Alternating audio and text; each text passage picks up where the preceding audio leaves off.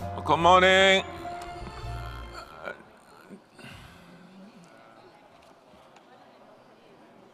Dear colleagues, dear delegates, ladies and gentlemen, please be seated.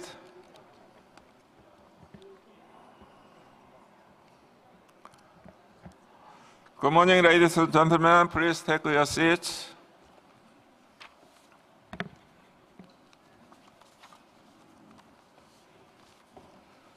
Let me first inform you that the Bureau met this morning for the third time and discussed several issues, of which one was to identify the new member of the Bureau for the 13th session of the committee within each electoral group.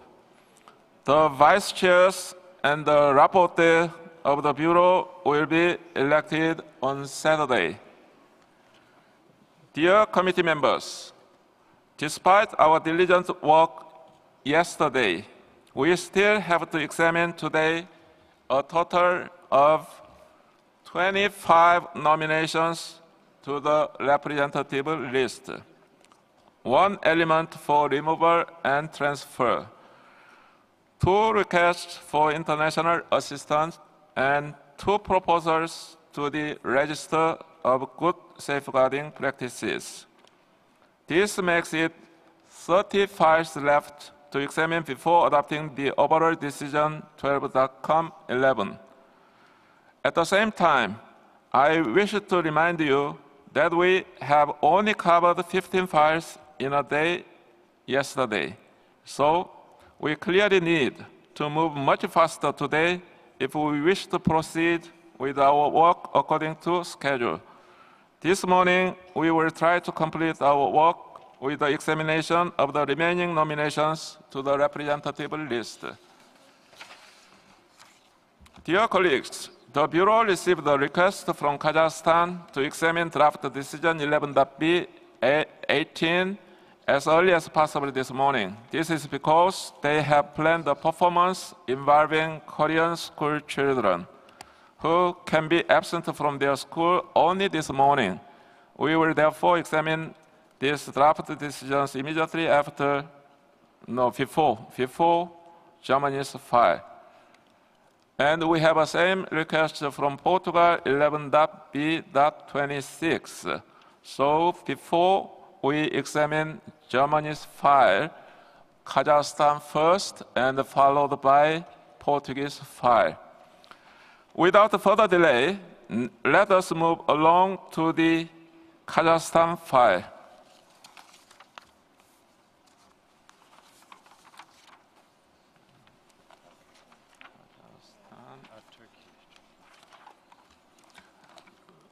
Okay, Turkey, you have the floor.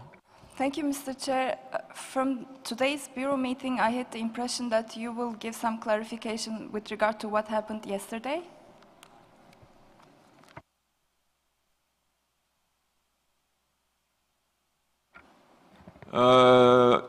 I think it's a little later. We will take up the almost similar items.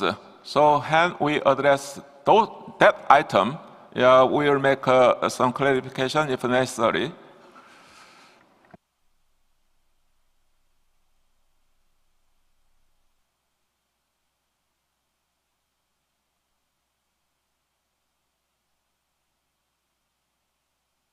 Okay, Mr. Chairperson.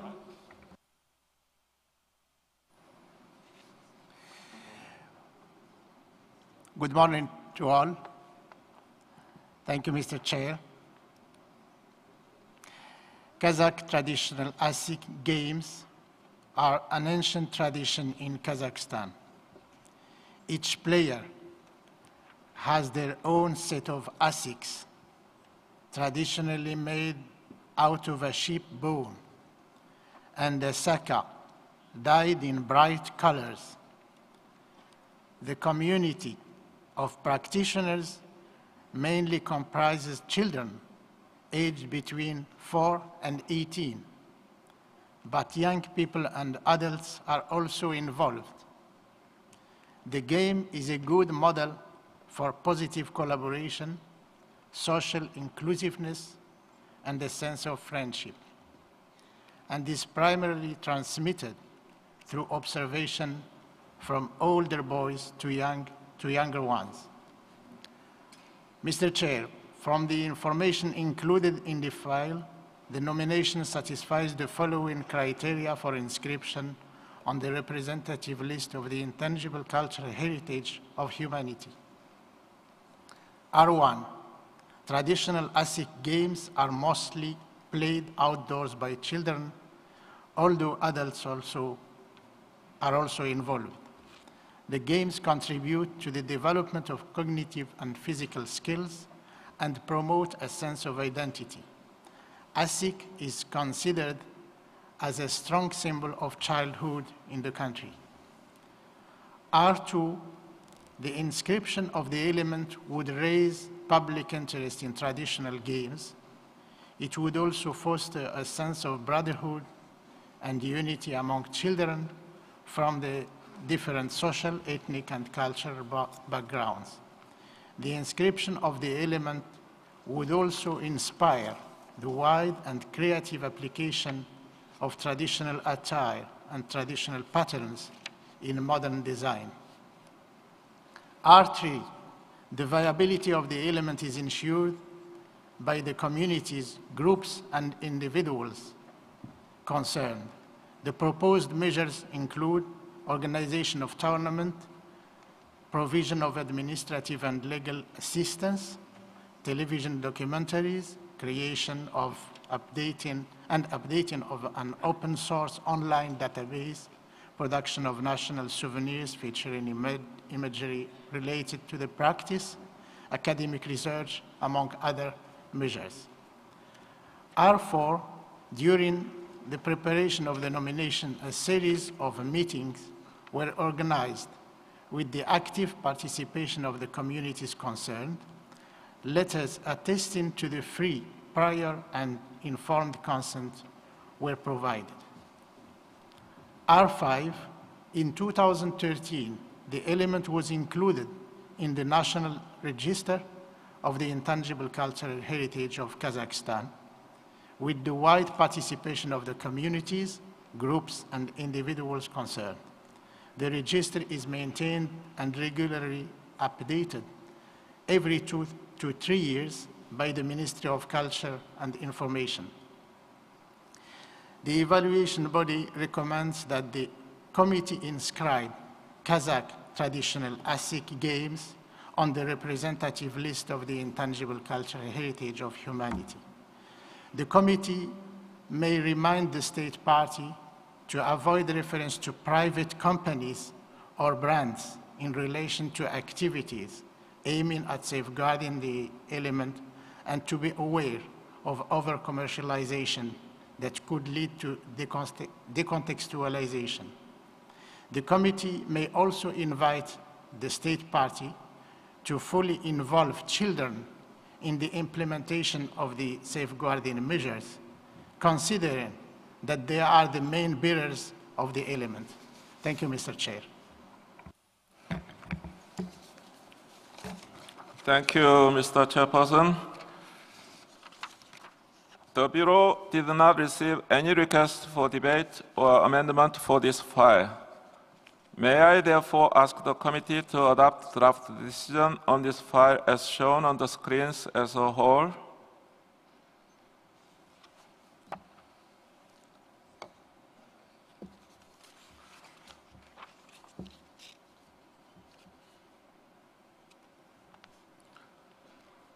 I see no objection.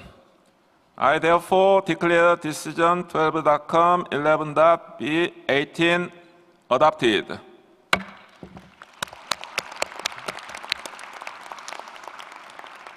Congratulations, Kazakhstan, and the floor is yours for 2 minutes. Thank you, Mr. Chair. Dear members of the committee, ladies and gentlemen, on behalf of the government of the Republic of Kazakhstan, let me express gratitude to the government of the Republic of Korea for their warm welcome, the chairperson for the effective leadership, and the secretariat of the convention for the successful organization of the session. We would like to thank all the members of the committee for the endorsement of the recommendations of the evaluation body to inscribe the national nomination Kazakh traditional Asik game to the representative list of ICH of humanity.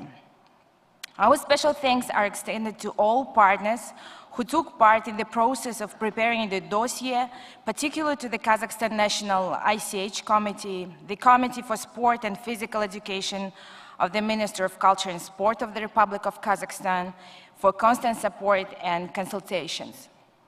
Traditional Asik game contributes to the development of cognitive and physical skills in children.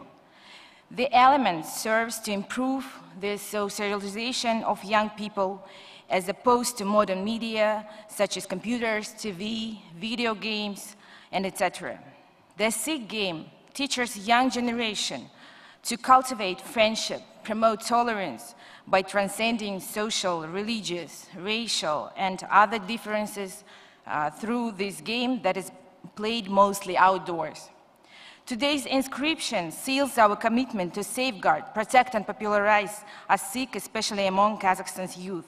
We pledge to give our continued full support to UNESCO's important mission and activities in all spheres of its mandate, and particularly in the ICH area. In this regard, we would like to kindly remind that Kazakhstan stands as a candidate to the International Committee for the Safeguarding of Intangible Cultural Heritage for 2018 and 2022 at the elections to be held in June this year.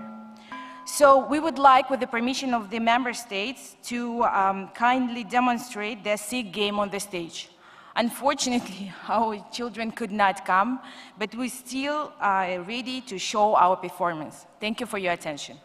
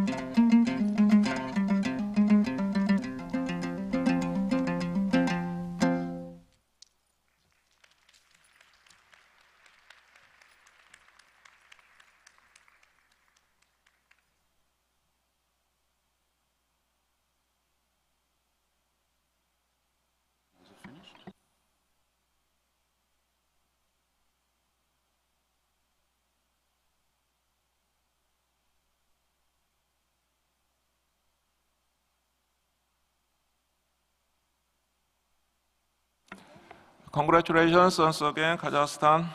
We will now move to the examination of the nomination file, Craftsmanship of extremos clay figures submitted by Portugal.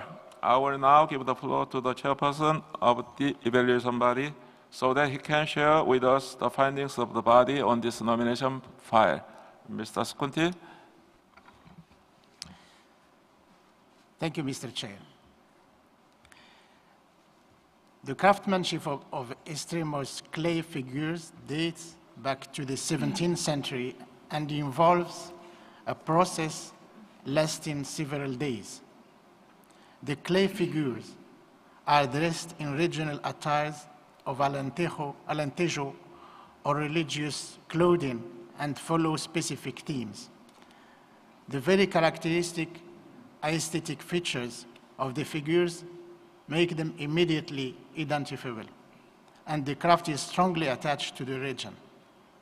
Artisans ensure the viability and recognition of their craft through non-formal workshops and pedagogical initiatives, as well as through local, national, and international fairs. From the information included in the file, the nomination satisfies the following criteria for inscription on the representative list of the intangible cultural heritage of humanity. As for R1, the craftsmanship of extremos clay figures in Portugal was initially linked to the creation of nativity scenes, but the figures also depict natural elements, local trades and events, popular traditions, and everyday life.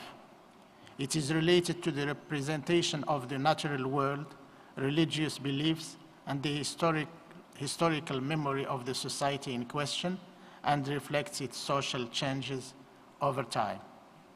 R2, the inscription of the element would promote respect for cultural diversity and human creativity in general, while encouraging mutual understanding among communities that share some of the features depicted by the clay figures.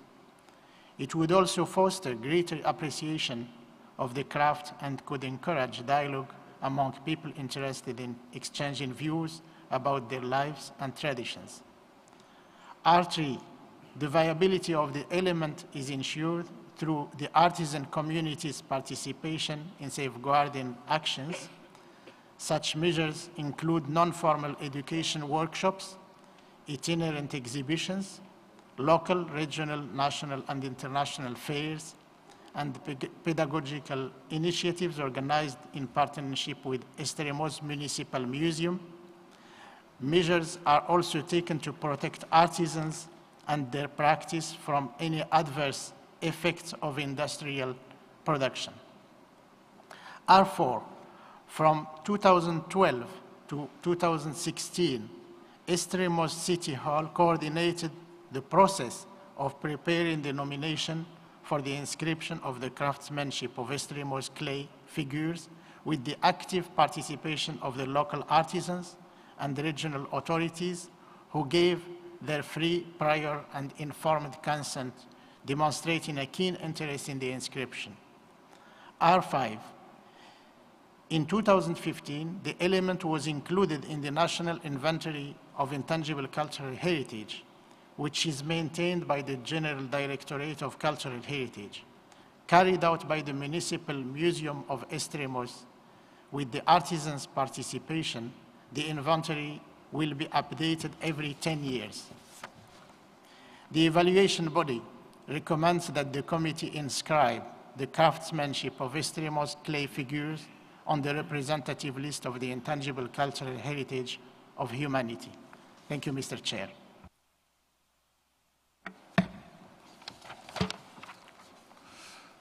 Thank you, Mr. Skunti, for this very detailed explanation of the different issues raised during the evaluation of this file. We have not received any request for debate or amendment for this file. May I therefore ask the committee to adopt draft decision on this file as shown on the screens as a whole?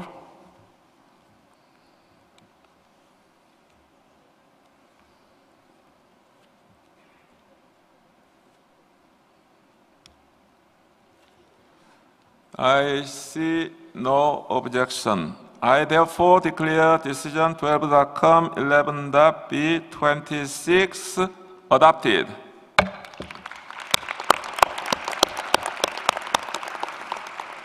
Congratulations, Portugal. The floor is yours for 2 minutes.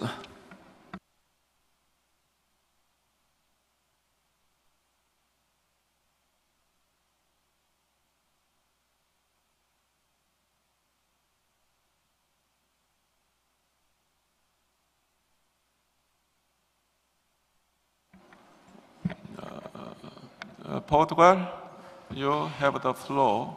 Yes, thank you, Mr. Chairperson.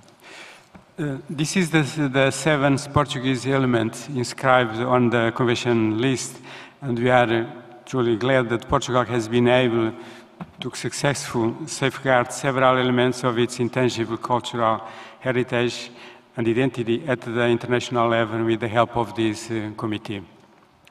The production of clay figures is a widespread practice well known to most people in the world, and the visibility that this inscription on the UNESCO Convention list brings will undoubtedly be extremely positive to the safeguarding of similar elements at the local, national and international level.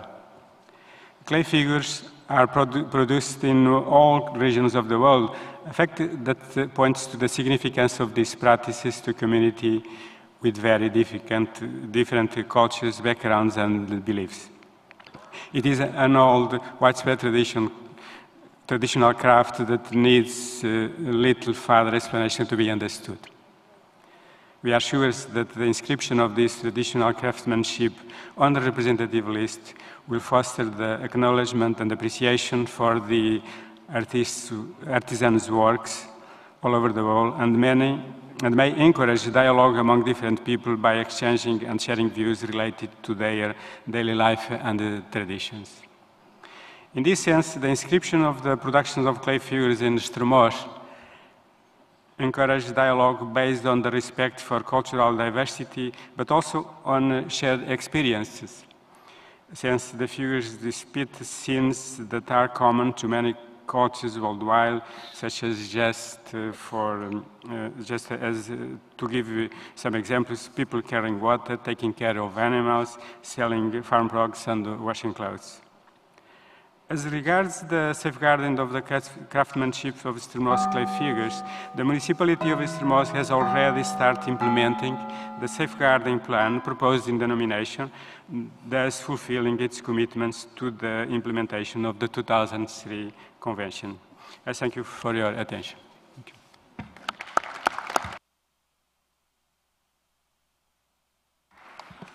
Congratulations once again, Portugal. We will now move to the examination of the nomination file, Organ, Craftsmanship, and Music, submitted by Germany. I will now give the floor to the chairperson of EB so that it can share with us the findings of the body on these nominations. Mr. Chairperson. Thank you, Mr. Chair. Organ craftsmanship and music has shaped Germany's musical and instrument-making landscape for centuries.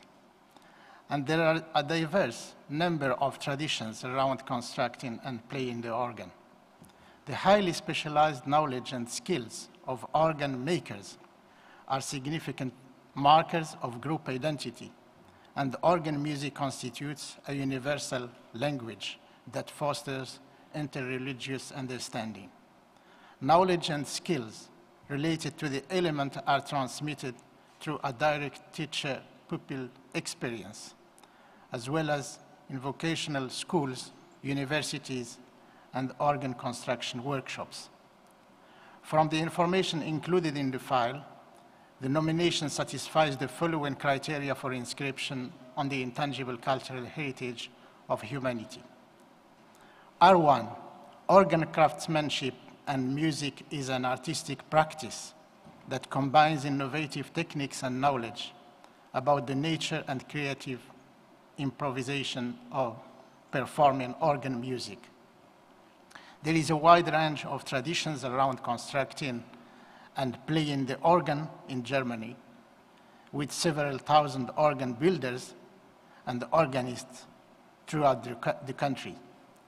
R2, the element fosters interreligious understanding and even acts as a connecting factor between believers and non-believers.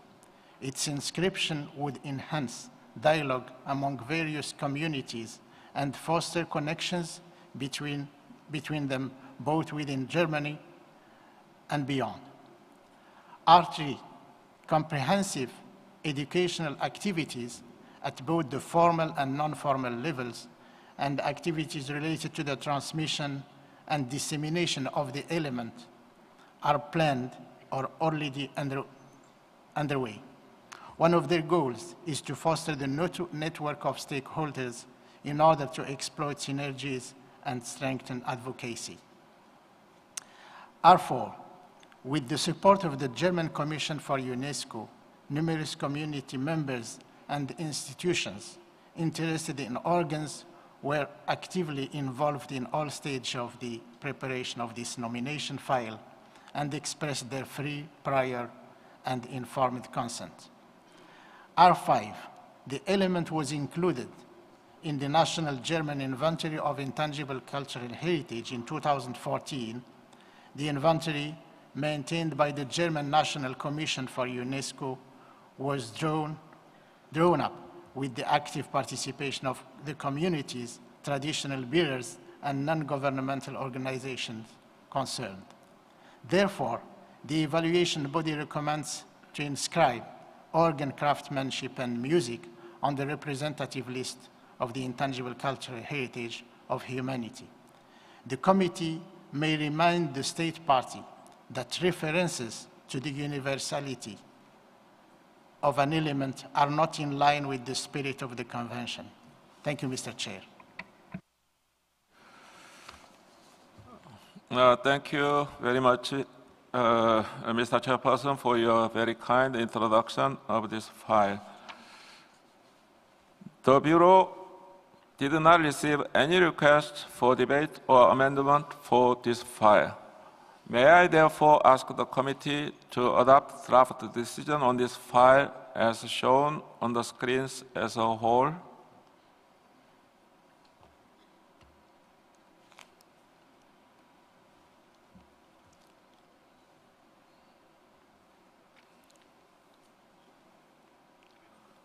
Seeing no objection, I therefore declare decision 12.11.10 adopted.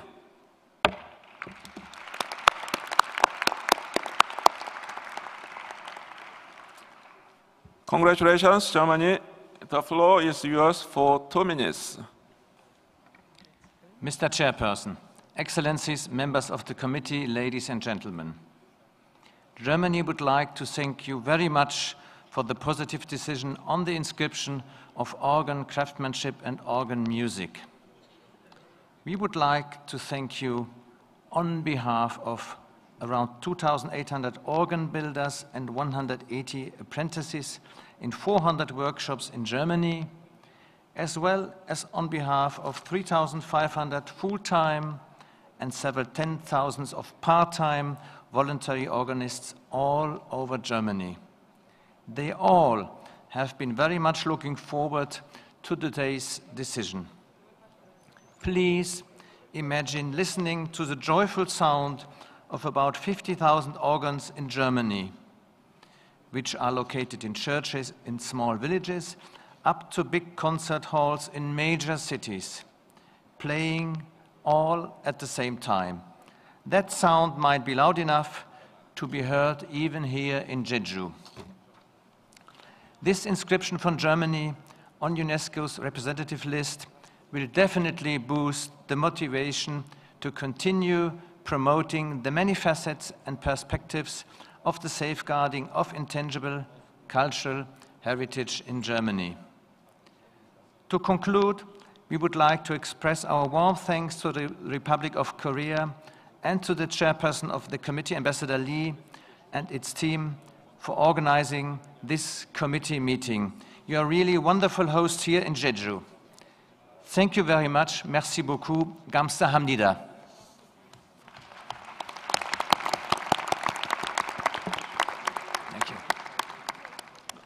Okay, once again, yeah.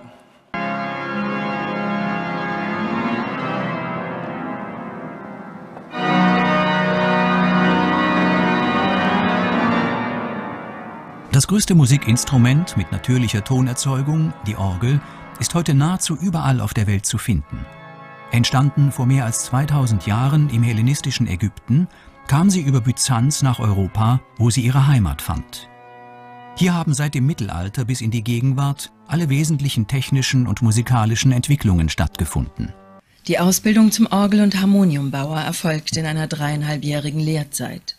Nach bzw. während der Tätigkeit als Geselle besteht die Chance, sich zum Meister und danach zum Restaurator fortzubilden. Dabei stehen Theorie und Praxis in einem ausgewogenen Verhältnis zueinander. Der Umgang mit natürlichen Materialien bildet einen Schwerpunkt. Der Beruf des Orgelbauers ist vielfältig. Dazu gehören zum Beispiel die Verarbeitung verschiedener Holzarten, das Gießen von Metallplatten auf Leintuch oder das Löten von Metallpfeifen. Der Orgelbau beruht noch immer auf den vor Jahrhunderten entwickelten handwerklichen Techniken, integriert jedoch Maschinen und Computer sinnvoll in die Abläufe der Produktion. Die Endfertigung geschieht stets in Handarbeit.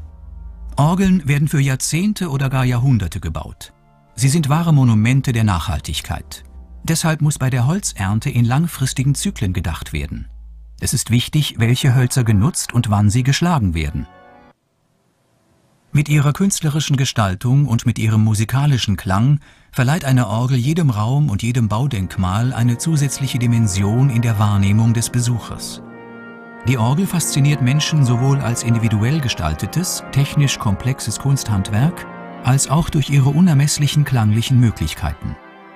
Denn zwischen den Entwicklungen im Orgelbau und in der Orgelmusik ist immer eine kreative Wechselwirkung zu konstatieren. Die vielfältigen Kompetenzen um Orgelbau und Orgelmusik in Deutschland führen zu einem Reichtum der Orgelkunst.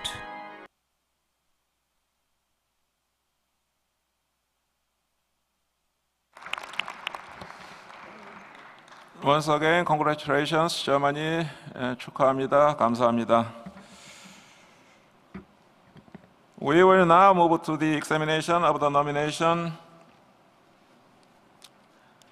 file Rebetiko, submitted by Greece. I will now give the floor to the chairperson of the evaluation body so that he can share with us the findings of the body on this nomination file. Mr. Chairperson. Thank you, Mr. Chair. Rebetiko is a musical and cultural expression directly linked to the song and dance that initially spread among urban working-class populations. Rebetiko songs are now a standardized repertoire in social occasions containing invaluable references to the customs and traditions of a particular way of life. Rebetiko is transmitted orally as well as by the media and in music schools, conservatories, and universities. And musicians and enthusiasts continue to play a key role in keeping the practice alive. From the information included in the file, the nomination satisfies the following criteria for inscription on the Intangible Cultural Heritage list on the representative list of the Intangible Cultural Heritage of Humanity. As for R1, Rebetiko is a form of music and dance that is widespread among a vast audience in Greece and other parts of the world, particularly among Greek-speaking people. Rebetiko has a symbolic and aesthetic functions and plays an important role for social identity and collective memory. R2, the inscription of the element would contribute to raising the visibility of intangible cultural heritage at the regional and international levels. Rebetiko is part of a diverse range of urban musical traditions that contribute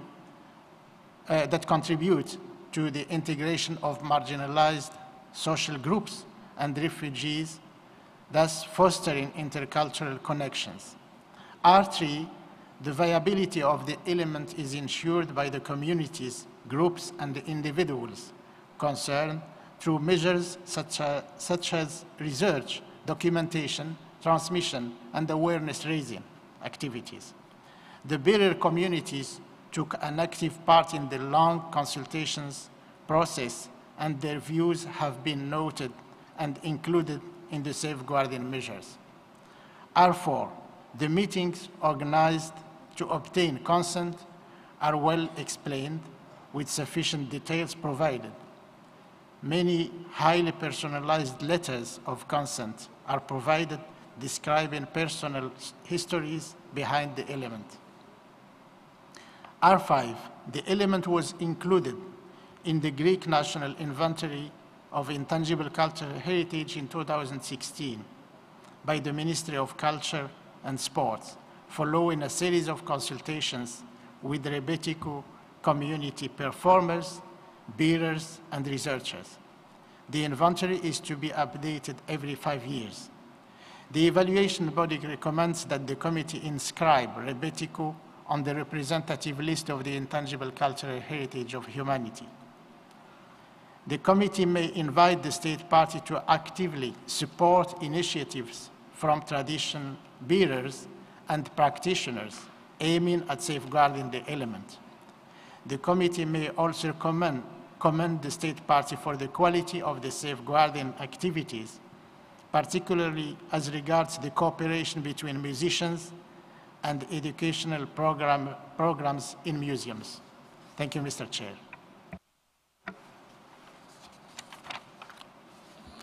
Thank you, Mr. Chairperson, for your kind introduction.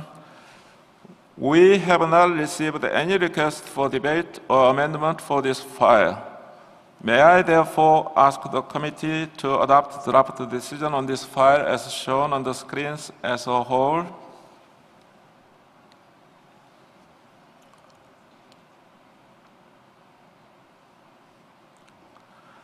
Seeing no objection, I therefore declare decision 12.com 11.b11 adopted.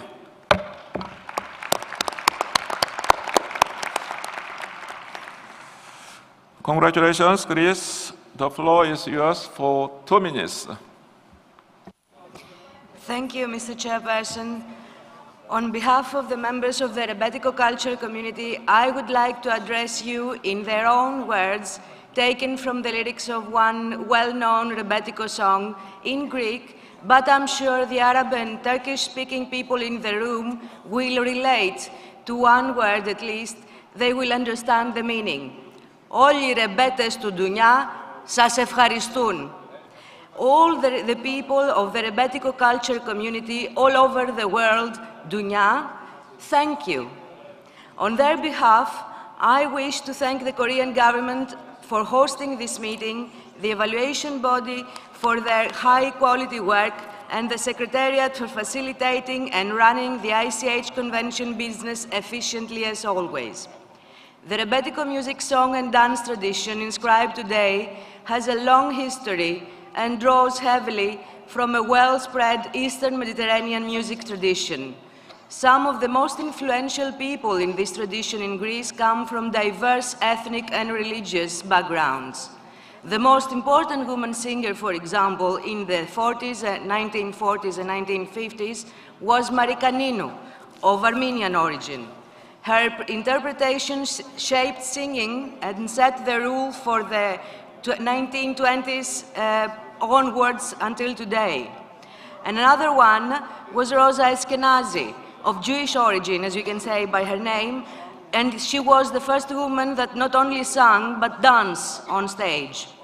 The first well-known composer of Rebetiko, personal composer known by his name, was Marcos Vamvakaris, and he grew up among the urban poor of Syros, home to the second largest Roman Catholic community in Greece, an important port city back then.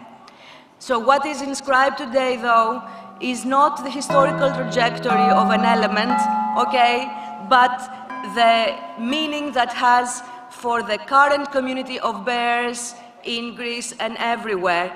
So thank you very much. for your kind appreciation of the file and your attention.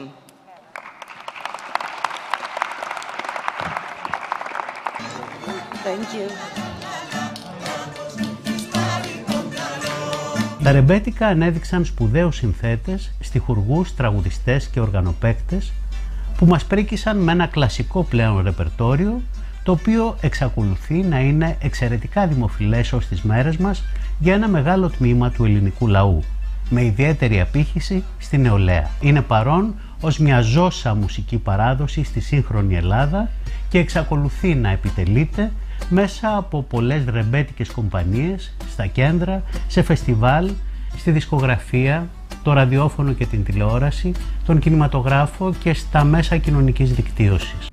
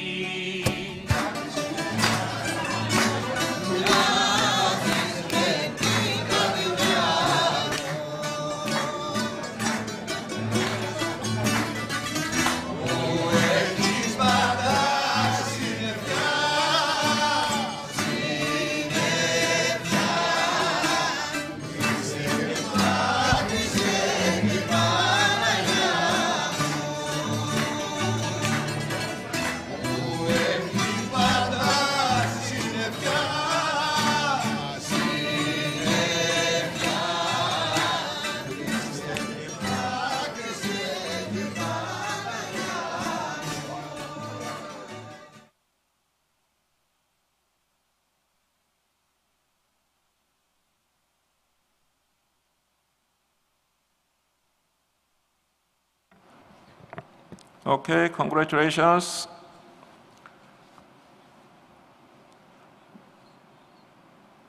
We will now move to the examination of the nomination file, Kumbh Mela, submitted by India.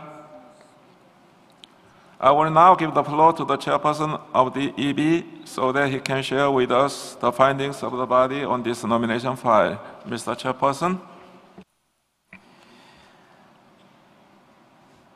Thank you, Mr. Chair. Kumbh Mela, the festival of the sacred pitcher, is a peaceful congregation of pilgrims during which participants bathe or take a dip in a sacred river. The congregation includes ascetics, saints, sadhus, aspirants, kalpavasis, and visitors. The tradition plays a central spiritual role in the country, encapsulating a diverse range of cultural customs. Knowledge and skills relating to Kumbh Mela are mainly imparted through the teacher-student relationship, but transmission and safeguarding are also ensured through oral traditions and religious and historical texts. From the information included in the file, the nomination satisfies the following criteria for inscription on the representative list of the intangible cultural heritage of humanity. As for R1, Kumbh Mela, which attracts millions of spiritual seekers and visitors, represents a syncretic set of rituals related to worship and ritual cleansing in holy rivers in India. The file describes the element as an important event in the spiritual lives of Hindus and non-Hindus alike. It is a social ritual and festive event that is closely linked to the community's perception of its own history and memory. R2, the inscription of the element would underline its contribution to cultural diversity and creativity, as well as tolerance and learning, since many of pilgrims that participate have different origins, creeds, and traditions. The inscription of the element would promote respect for dialogue. R3, the viability of the element is primarily ensured by saints and sadhus teaching their disciples about traditional rituals and chants. The state party has established a set of short-term and long-term measures that are implemented with the participation and support of the bearer communities, the government and non-governmental organizations. R4, the nomination was initiated within the community of bearers. The process was supported by the holy men of the various akada, members of temple trusts, non-governmental organizations, eminent scholars, and state party officials, and the stakeholders involved expressed their free, prior, and informed consent to the nomination. R5, Kumbh Mela was included in the National Inventory of Intangible Cultural Heritage in 2016, maintained by the Sangeet Natak Academy. The inventory was drawn up with the active participation of the community bearers. It is accessed through the website link provided and is planned to be regularly updated. The evaluation body recommends that the committee inscribe Kumbh Mela on the representative list of the intangible cultural heritage of humanity. The committee may invite the state party to avoid the use of inappropriate vocabulary such as intact and purist form, which runs counter the constant recreation of living traditions. The committee may also encourage the state party to take due consideration in its safeguarding measures of any risks to the element associated with tourism and increasing visitor numbers, including those impacting the environment. The committee may further encourage the state party, when submitting nomination files in the future, to avoid standardized consent letters, ensuring that they are as varied as possible. Thank you, Mr. Chair. Thank you, Mr. Chairperson, for your very kind introduction and very detailed explanation about this nomination file. The Bureau did not receive any request for debate or amendment for this file.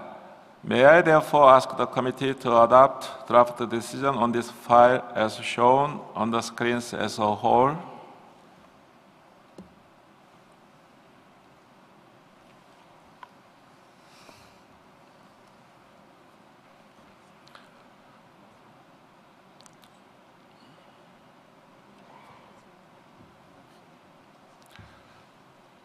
Seeing no objections, I therefore declare decision 12.com 11.b12 adopted.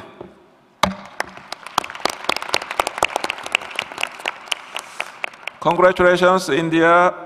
The floor is yours for 2 minutes. Thank you, Mr. Chairperson. We would like to extend our sincerest gratitude to the Secretariat, the evaluation body, and the committee for their efforts towards the inscription of Kumbh Mela, the festival of the sacred pitcher, the largest peaceful congregation of pilgrims on earth. We take note of the observations made by the evaluation body regarding the use of inappropriate language and standardized consent letters, and will strive to incorporate them in our future nominations. The evaluation body has also expressed its concerns regarding the risks to the element associated with tourism and increased visitor participation. I would like to submit that the Mahakumbh, or the Grand Kumbh Mela held at Allahabad in 2013, saw the participation of 130 million people, of which 30 million arrived in the course of a single day. This reflects that both governmental authorities and community stakeholders have already put in place mechanisms and safeguard measures to ensure continued protection of the element, and will continue to improve upon them in the future. Getting lost or separated from the family during a Kumbh Mela used to be so commonplace that it found its way into the language by means of an idiom. Siblings separated at the Kumbh Mela, still in use to refer to strangers who show remarkable similarities or those who get along surprisingly well. In 2015, during the Mela in Nasik, a web-based lost and found platform or online application called Milap, meaning reunion, was launched to prevent such cases from occurring in the future. It was launched during a technology festival called Kumbhathon, organized for the sole purpose of finding ways to solve Kumbh Mela-related problems by means of technology. This example demonstrates the participation of communities to the festival and the festival's ability to adapt to and benefit from the modern world.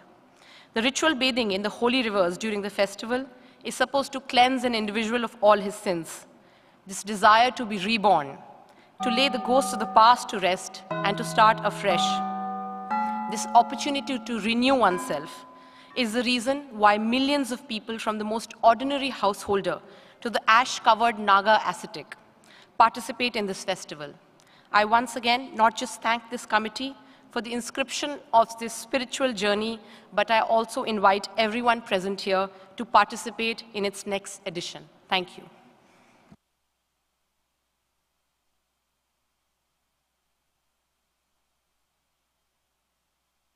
Okay, once again, congratulations to India. Dual option. We will now move to the examination of the nomination. Pinisi Art of Boat Building in South Sulawesi, submitted by Indonesia.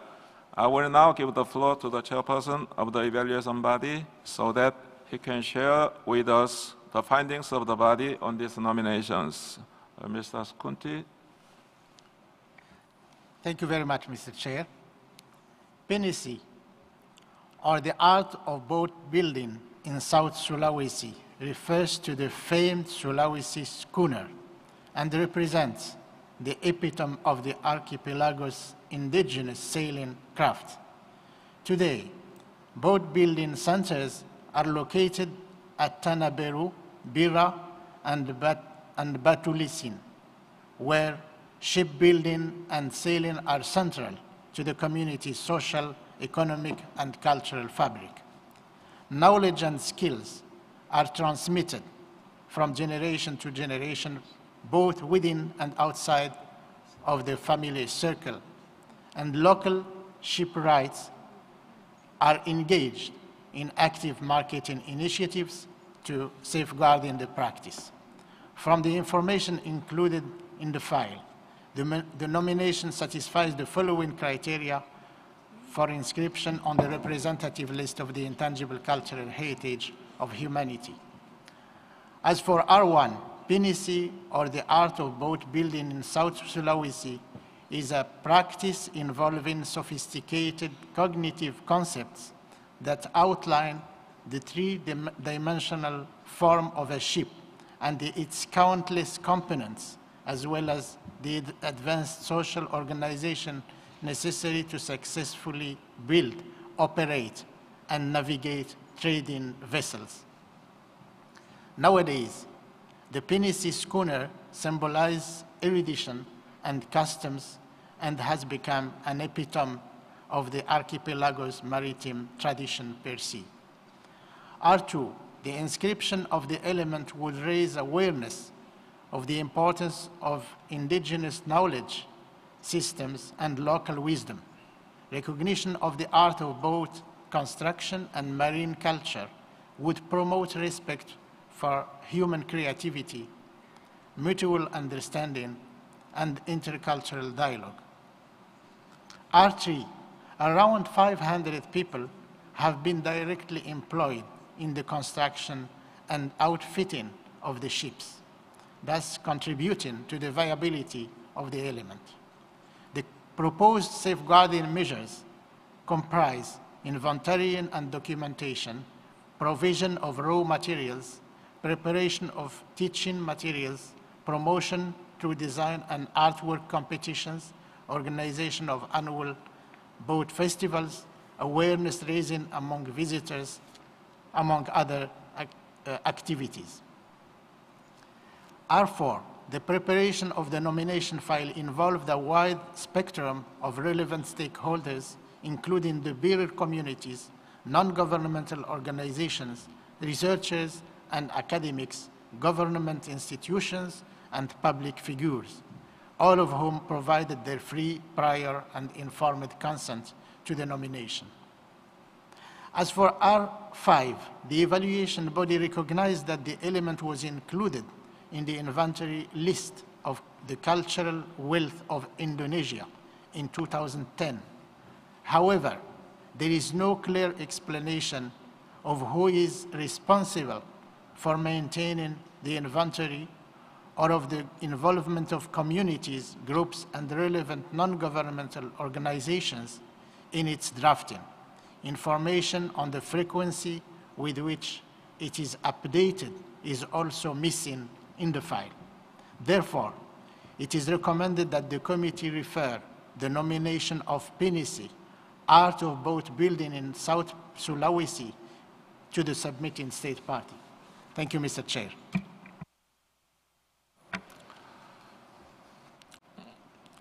Thank you, Mr. Chairperson, for this very detailed explanation of the different issues raised during the evaluation of this file.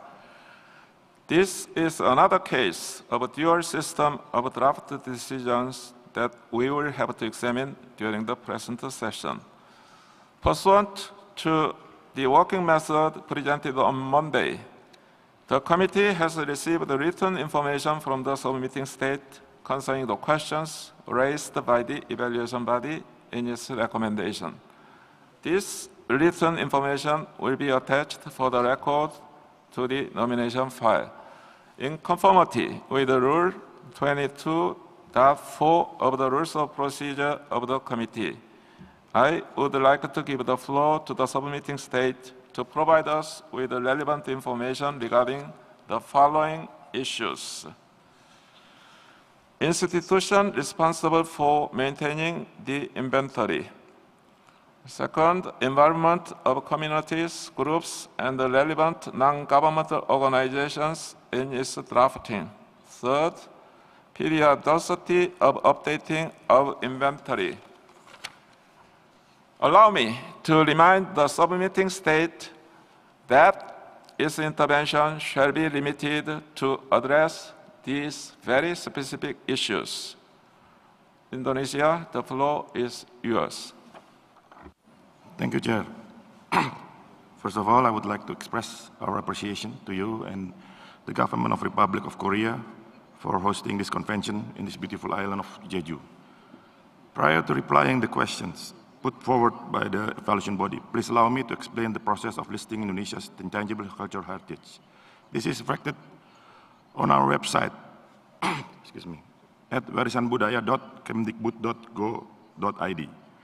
Indonesia adopts two types of listings of our intangible cultural heritage. The first one, called pencatatan or recorded, is the listing of the intangible cultural heritage listed by communities, groups, individuals, researchers, and so on, from their respective region. By the end of 2016, there are 7,241 elements submitted into the list.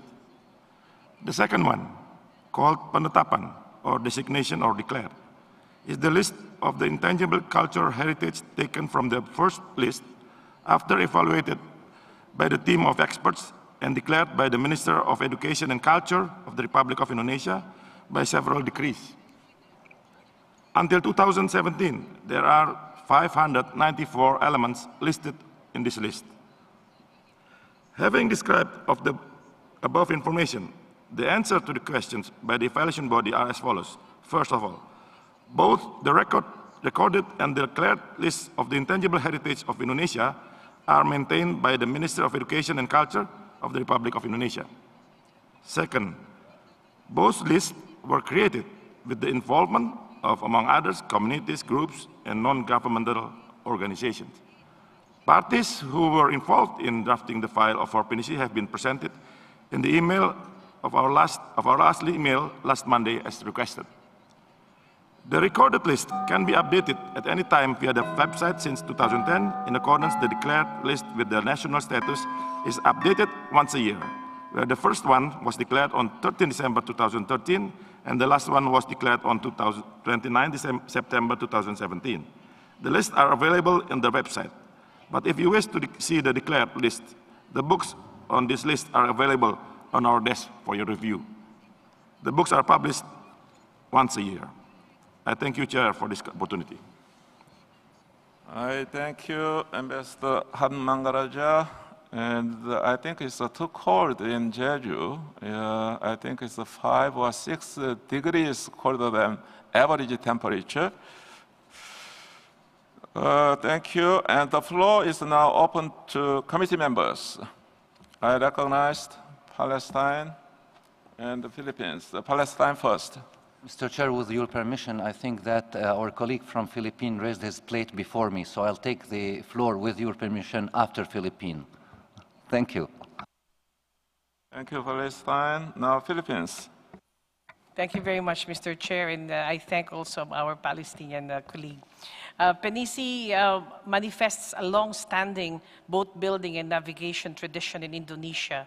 As an archipelagic country, the Philippines share a similar tradition. We would like to thank the State Party for submitting additional information to show that the dossier also meets criterion 5. Cooperation among local and central government officials, academicians, communities, and non-government organizations ensured the inclusion of Pinisi in the inventory list of cultural wealth in 2010. According to Indonesia, this inventory list is annually evaluated by a pool of experts on history, folklore, ceremony, and ritual, among others, since 2013. We therefore support the inscription of the element on the representative list and congratulate Indonesia in this regard. Thank you, Mr. Chair.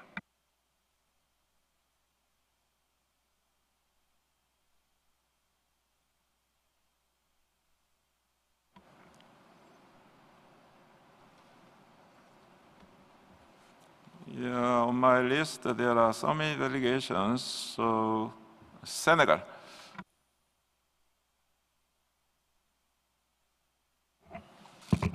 Merci, Monsieur le Président. Nous avons ici un élément qui célèbre les savoir-faire et les connaissances autochtones. C'est important. Et ces savoir-faire sont transmis de génération en génération. Et l'implication de toutes les parties prenantes d'une manière très élargie, ONG, dépositaires, praticiens, a été bien notée dans l'évaluation de l'organe que nous saluons. Et je pense que les explications données par l'Indonésie, notamment la première liste réalisée par les communautés et les dépositaires, et la deuxième liste qui fait l'objet d'une sélection du ministère, nous prouve quand même que les parties prenantes, les communautés ont été impliquées dans l'élaboration de ce dossier d'une manière directe et indirecte. Et de ce point de vue, et compte tenu également de ces livres qu'on vient de nous montrer, et vraiment de l'explication très claire de l'Indonésie que 2013-2017, il y a eu quand même la mise à jour et l'enregistrement, il serait dommage de ne pas inscrire un pareil élément, surtout qu'il célèbre, je le répète, des savoir-faire autochtones transmis de génération en génération. Je vous remercie.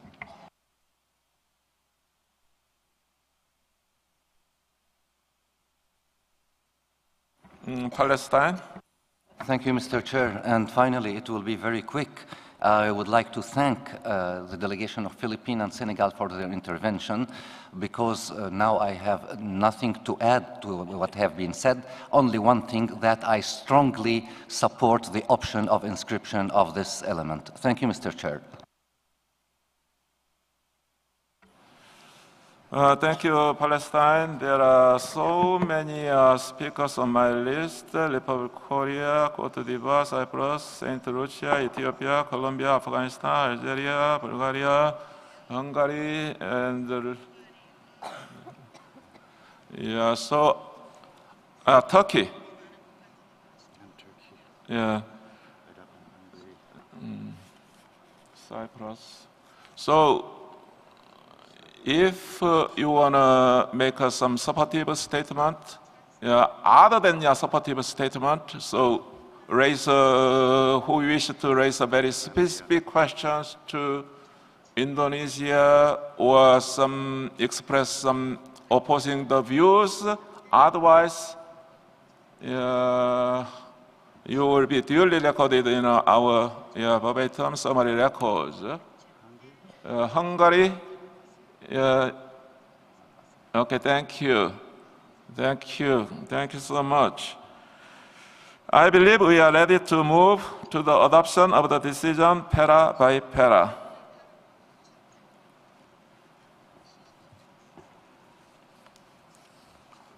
As customary, para 1 criteria R1, R2, R3, R4,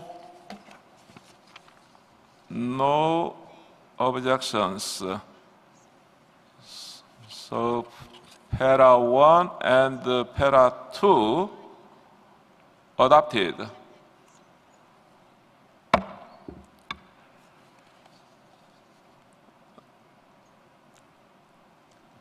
Based on interventions from members of the committee, it seems that we are now satisfied that the information considered as missing by evaluation body has been provided by the submitting state at the present session.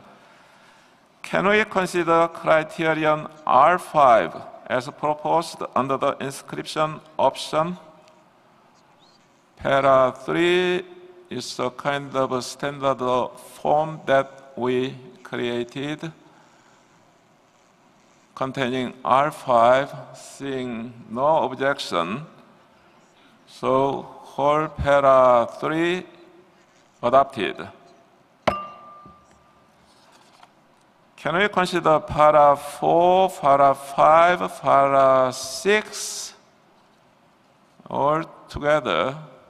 No amendments. I see no objections. So para 4, 5, 6 adopted. Can we then adopt the decision as a whole as amended?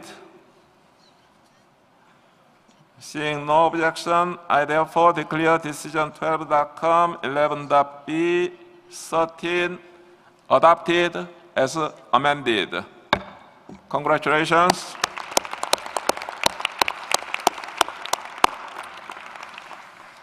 Congratulations, Indonesia. The floor is yours for 2 minutes. Thank you, Chair, for allowing us to give a statement after inscribing our file, Pinisi, the art of boat building in South Sulawesi, on the representative list of the Intangible Cultural Heritage of UNESCO. Indonesia is very grateful of this decision, and we thank all members of the committee, the secretariat, and also the evaluation body for this decision. We are committed in the preservation and safeguarding of Pinisi, the art of boat building of South Sulawesi. We have and will continue to pay attention to the impact of the inscription on the environmental sustainability.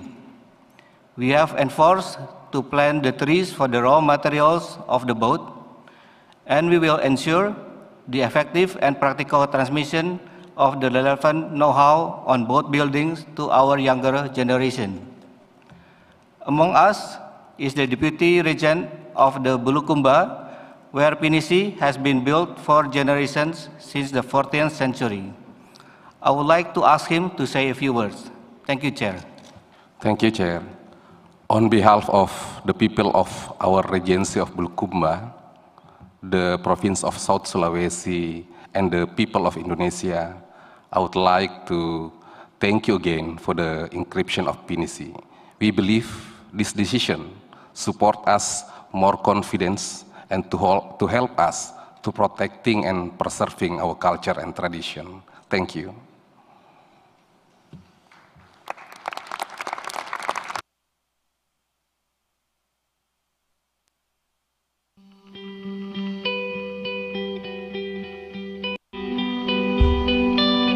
Pembuatnya kapal Pinisi orang Ara asli.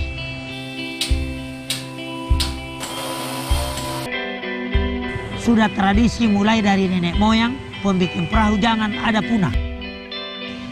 Kalau masalah tekniknya itu yang kita harus pikirkan masalah kekuatan konstruksi, Pak. Awalnya pasang lunas, sudah itu pasang papan timba.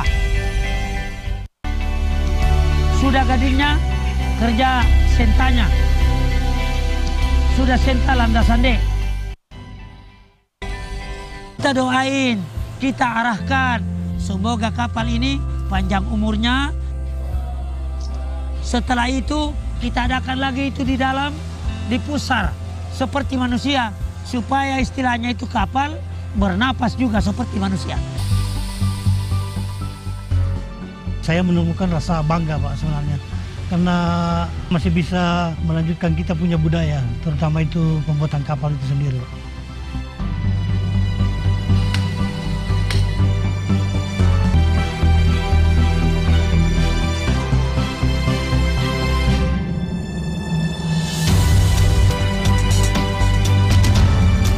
Dari segi kekuatan konstruksi memang sudah tidak diragukan lagi, sudah diakui dunia memang. Tidak mungkin kalau tidak diakui, orang Amerika berdatangan, orang Spanyol, orang Prancis, orang Inggris, orang Belanda. Nah, kalau tidak diakui, kita punya karya.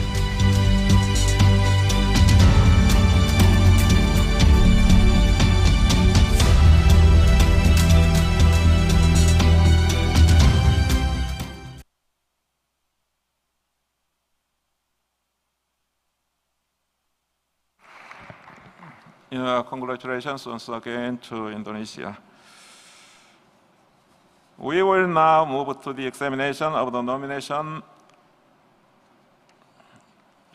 Chogān, a horse riding game accompanied by music and storytelling submitted by Uilleann. I will now give the floor to the chairperson of the evaluation body so that he can share with us the findings of the body on this nomination file. Mr. Chairperson. Thank you, Mr. Chairperson.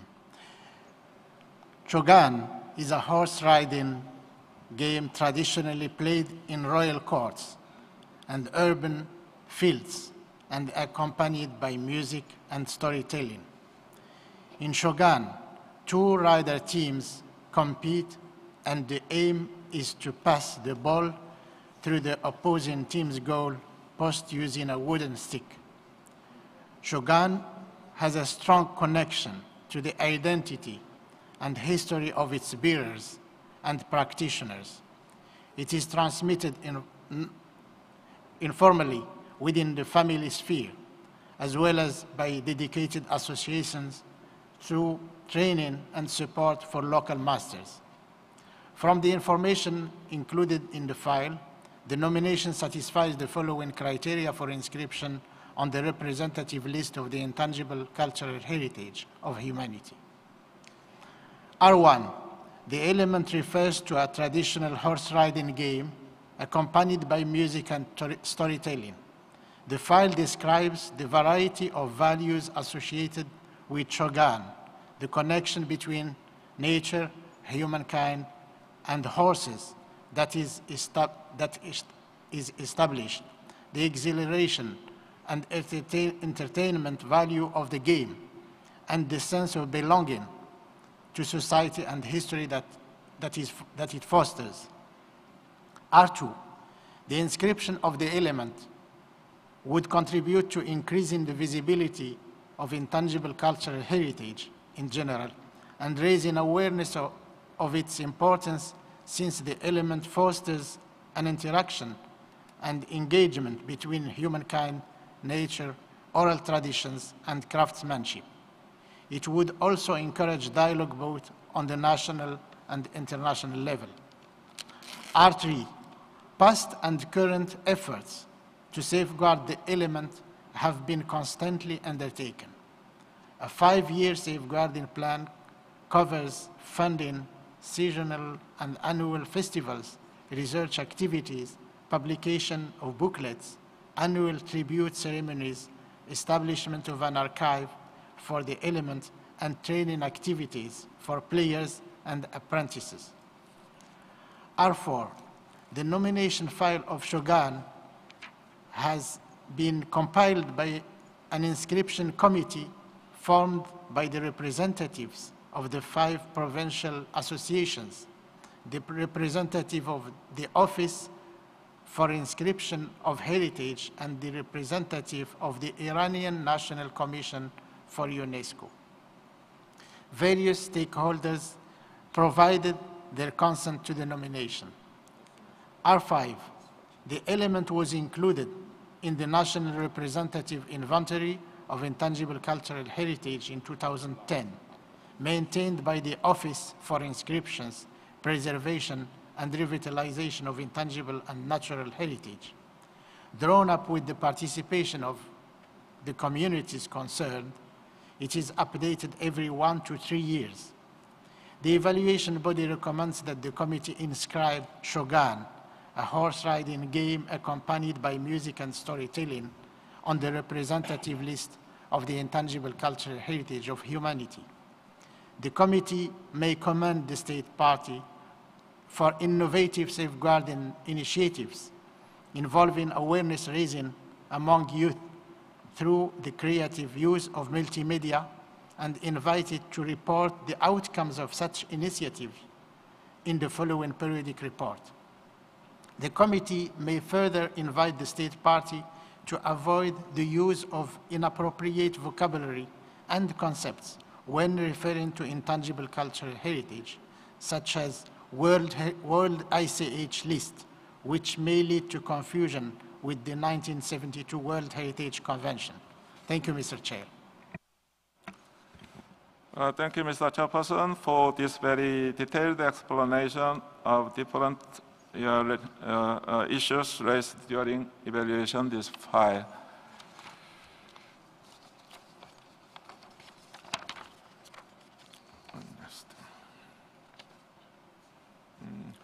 The Bureau did not receive any request for debate or amendment for this file.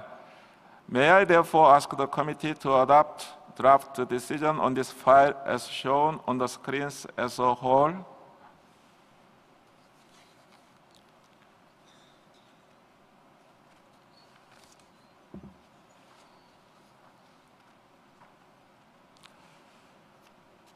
Seeing no objection, I therefore declare decision 12.com, 11.b, 14 adopted.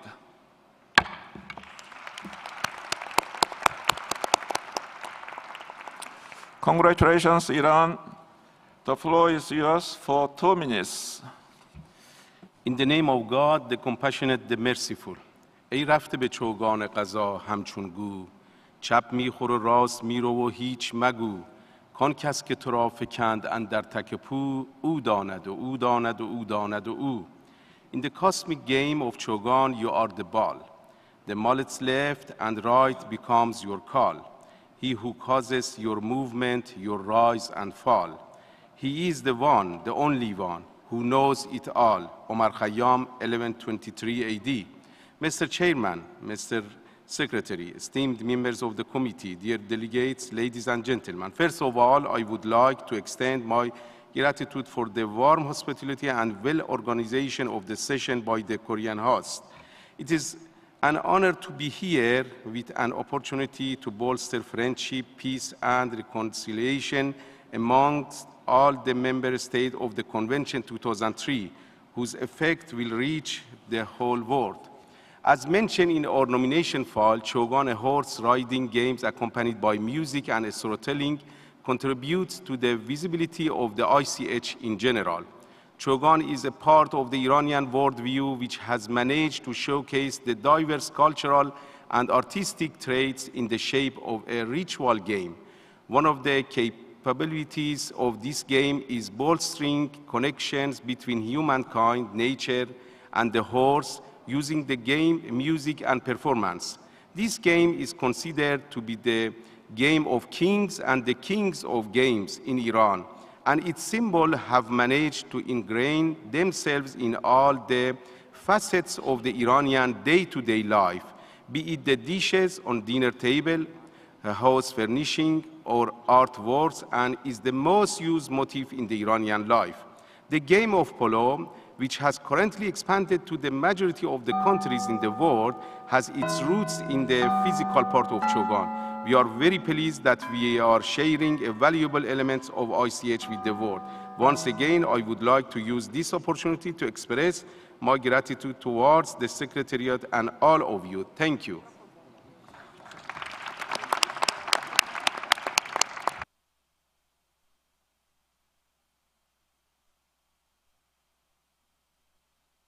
Congratulations once again to Iran.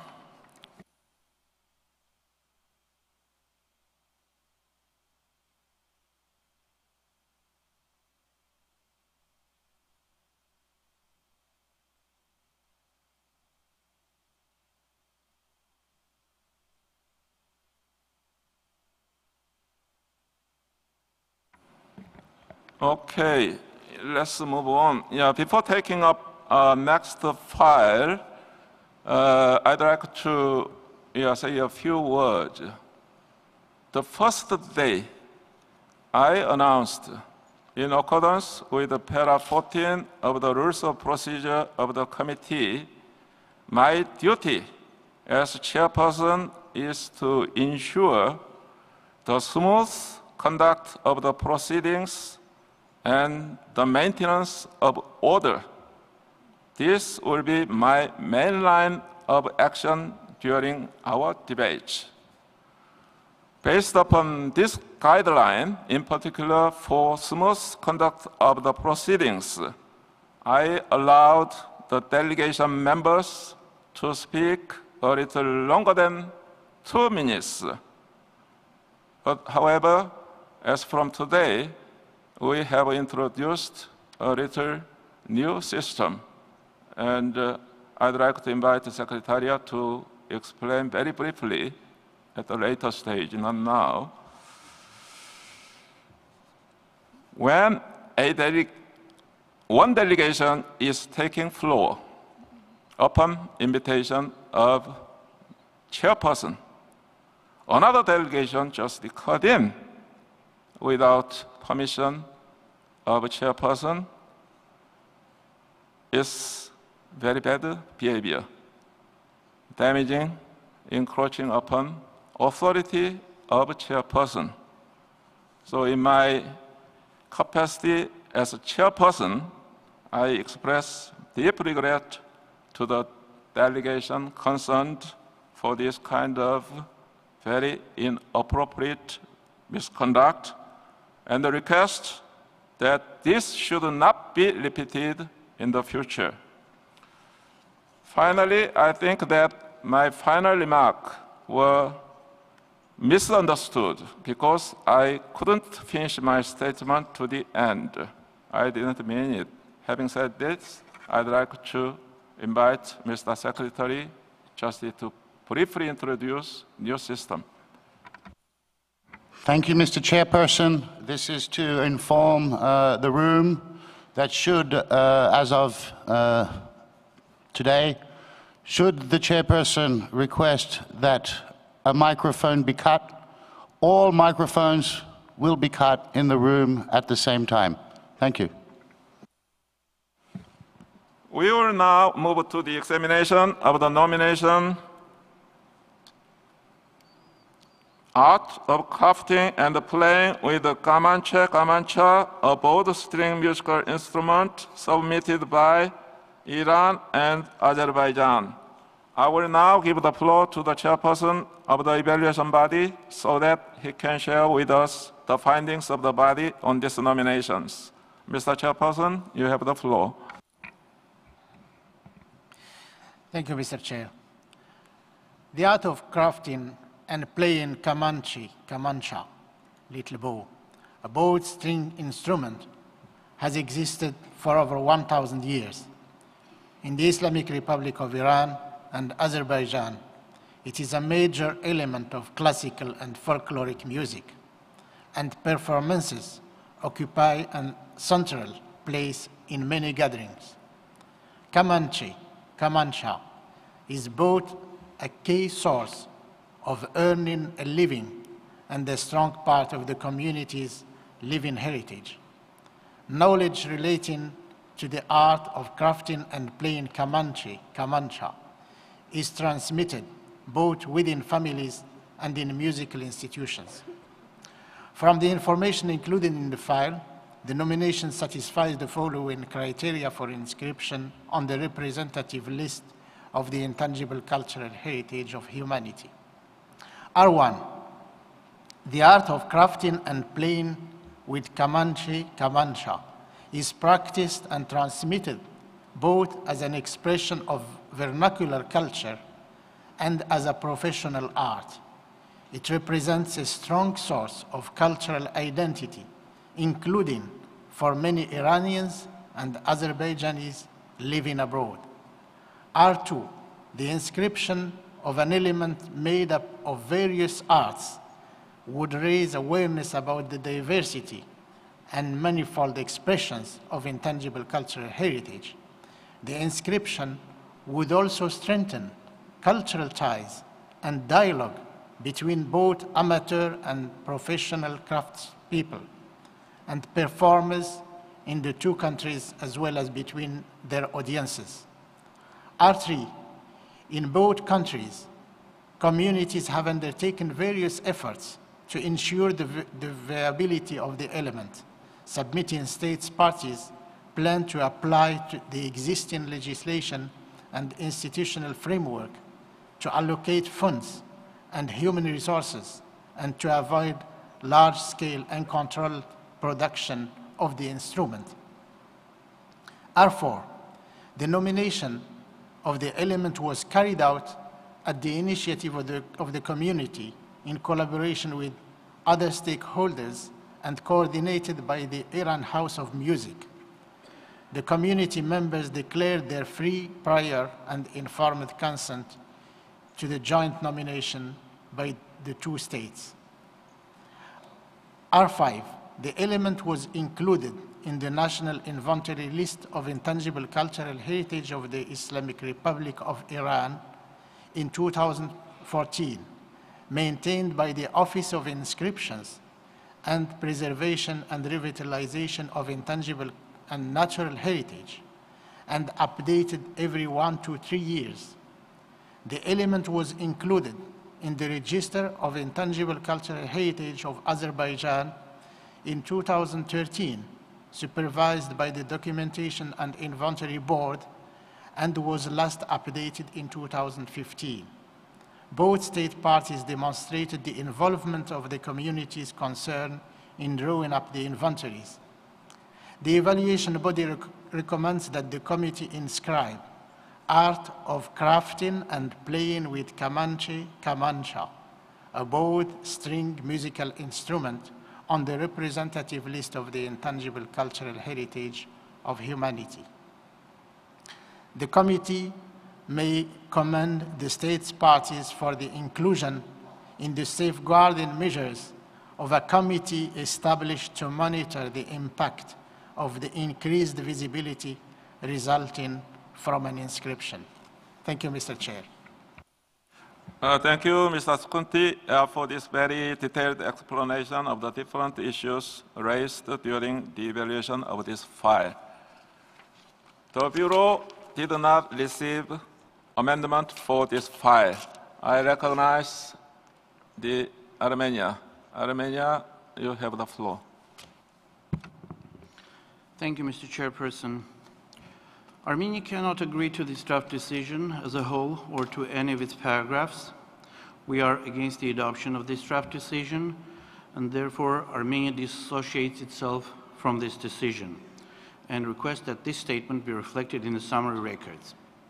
At the same time, I would like to congratulate the Islamic Republic of Iran for presenting such an impeccable dossier. Armenia wouldn't have dissociated if there weren't inaccuracies contained in the second half of this nomination file. Iran has done a meticulously fine job with its part of the nomination file. In 2012, the 300th anniversary of the birth of Sayat Nova was celebrated in association with UNESCO. He was a poet, musician, and virtuoso Kamancheh player whose art was renowned through the Caucasus and brought people closer to each other. He sang in Armenian, Georgian, Farsi, and Turkish.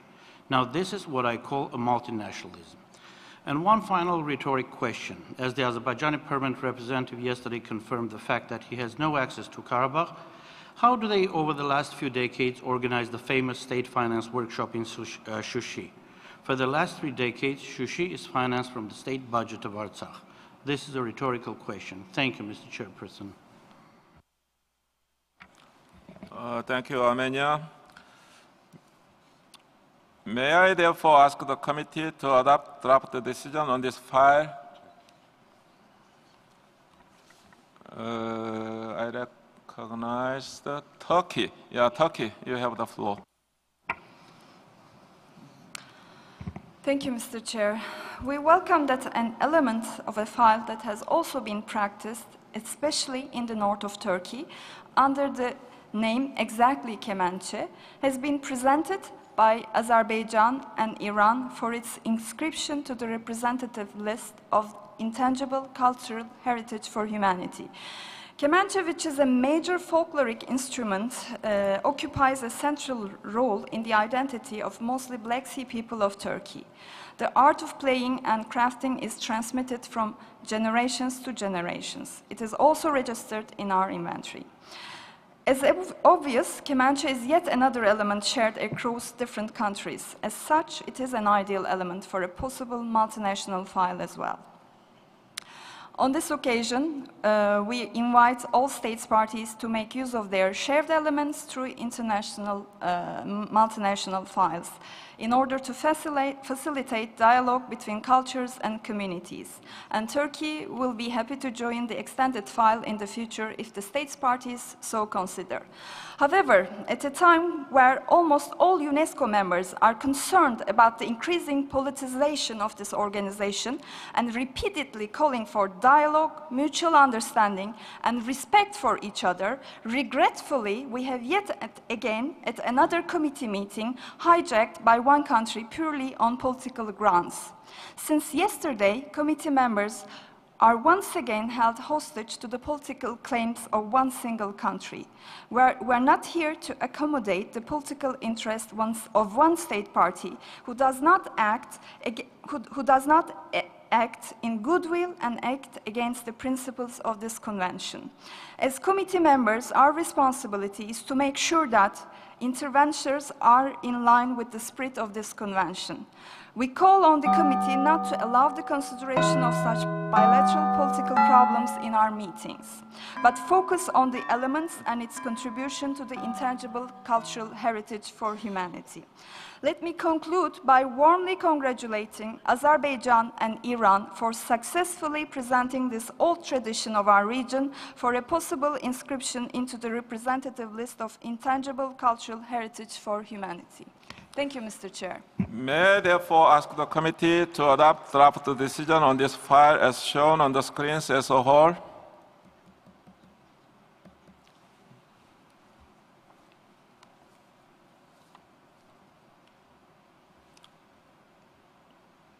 Seeing no objection, I therefore declare decision 12.com, 11.b, 15 adopted.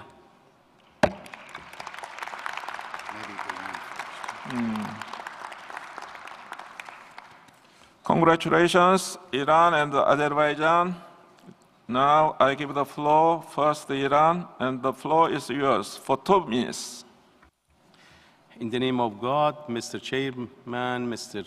Secretary, esteemed member of the committee, dear delegates, ladies and gentlemen, I avail myself of the opportunity once again to share my joy for inscription of our nomination file co-proposed with the Republic of Azerbaijan, Kamancheh or Kamancheh, about a string musical instrument in harmony with our persistent belief in promoting the spirit of the convention as well as our appreciation of shared cultural diversity. This nomination file can be another practical step in this direction. Therefore, we certainly welcome the other member states who share the same element to the nomination file to join us. Then, I would like to express my thanks and send my sincere congratulations to our Azeri colleagues whose heartfelt efforts in co-preparing the nomination is once again proved. It is known that the field of music is so rich and diverse that the more you work in it, the less your efforts seem. So I let the magical sound of the Kamancheh to speak for itself.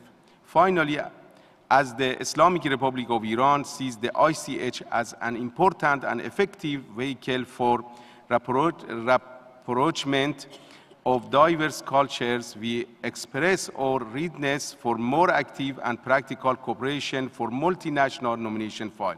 Thank you very much. Now I give the floor to Azerbaijan. Just 1 minute of thanks. Thank you, Mr. Chairman. First of all, I would like to thank you for your clarifications. It was very important to know that. When it comes to the yesterday incident, I would like to say that I feel sorry for the emotions. It was not my intention, but it was rather first reaction to the misconduct and unethical behavior. It is not my culture, and I apologize for that. When it comes to the comments made by certain delegates, it is really so disgusting that I don't want to even to comment and to respond to them. I leave it to this House to judge. We would like to thank most profoundly the delegation of Islamic Republic of Iran for cooperation and excellent coordination of work, and express our deep gratitude to the committee for inscribing Kamancheh art on the representative list. This is actually a historical moment for Kamancheh. This is actually a historical moment for Kamancheh practitioners to see their heritage recognized at the international level and jointly with communities from Islamic Republic of Iran. The inscription of Kamancheh art celebrates the unity and diversity of the heritage for the sake of peace and mutual respect. It demonstrates how a single intangible heritage element shared across borders can help communities to accept each other's differences. This nomination represents an exemplary form of contribution to enhancing international cooperation, one of the core principles of this convention.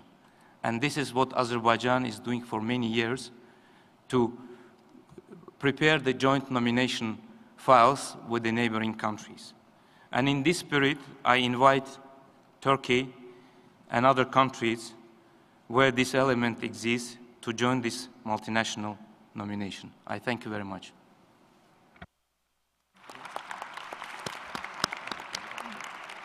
Congratulations, Iran and Azerbaijan, for your nominations. The video?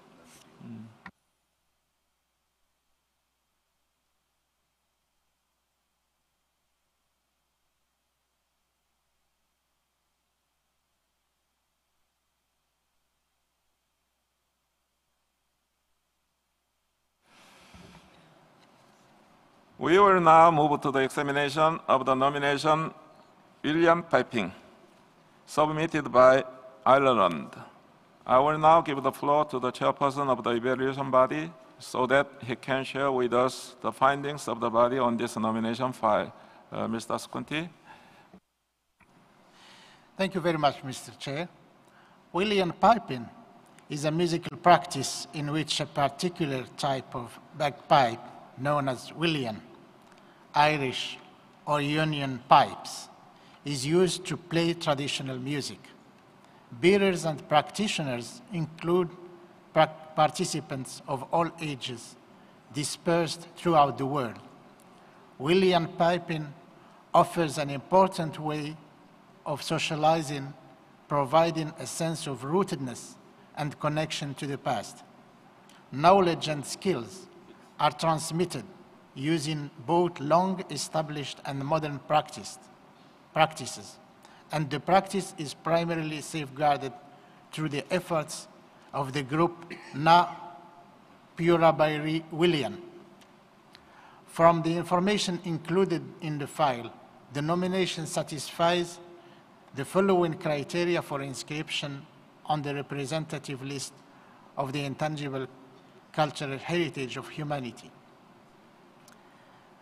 R1, the practice is recognized within bearer communities and more broadly as part of Irish heritage.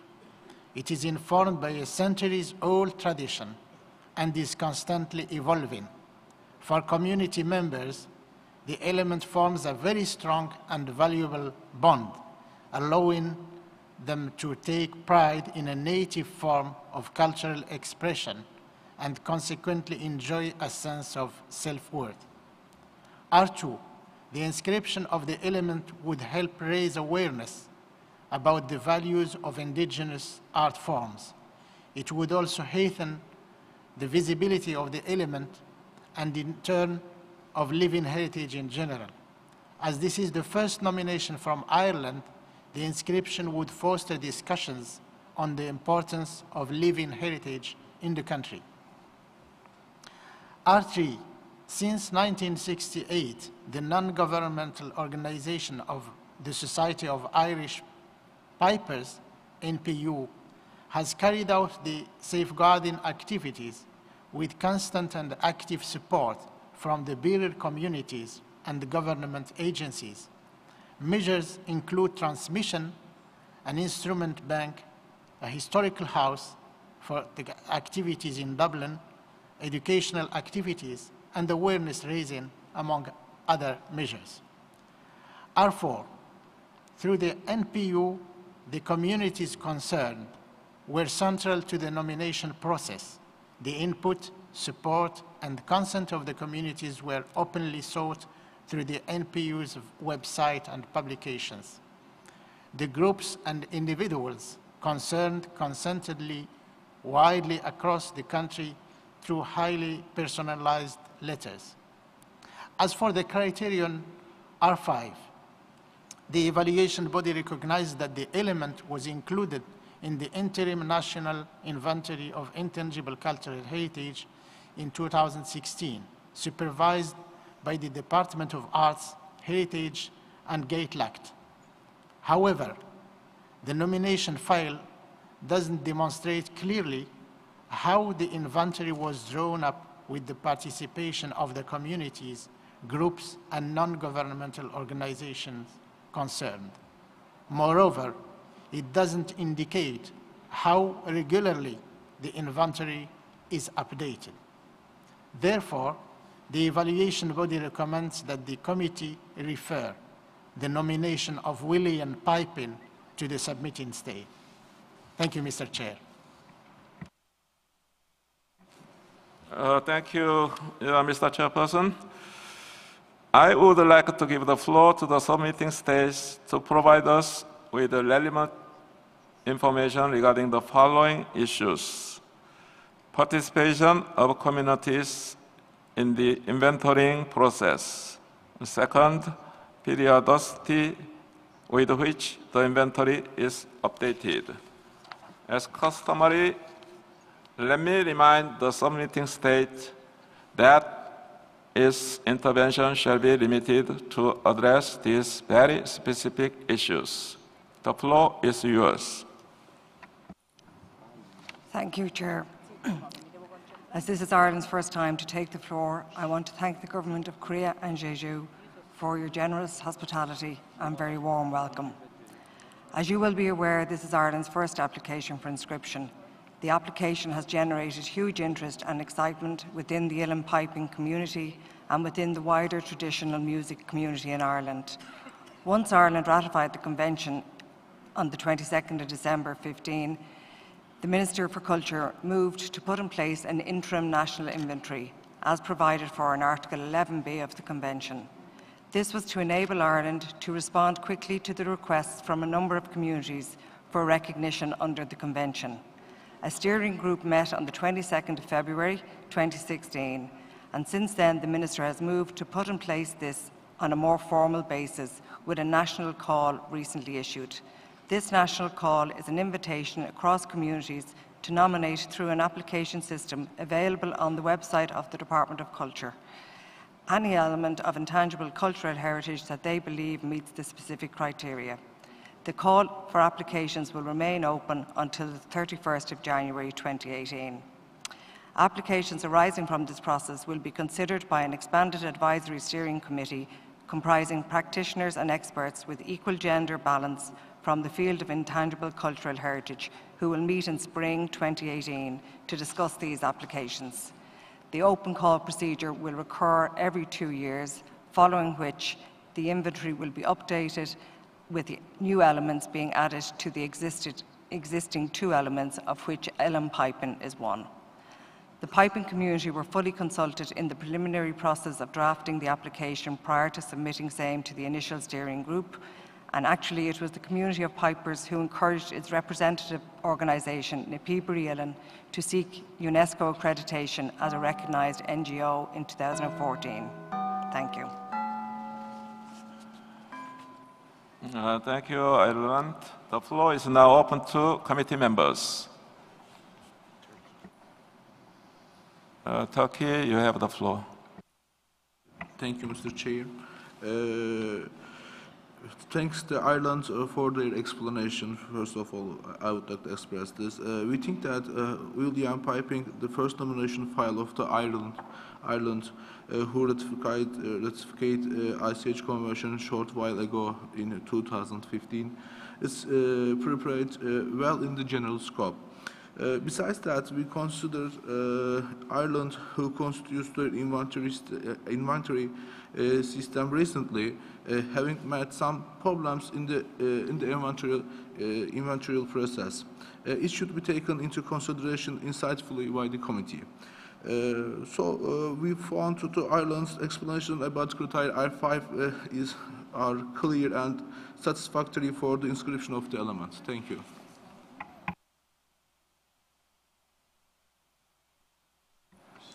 Thank you, Turkey. Now, Mauritius. Chair, I think that the explanation given is quite clear, and we subscribe to the explanation given, and we support the application.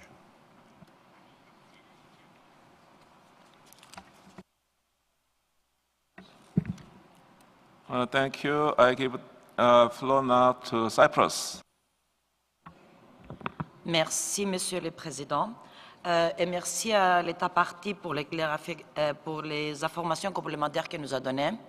Et on appuie fortement cette candidature pour une première inscription et on les encourage de continuer. Merci.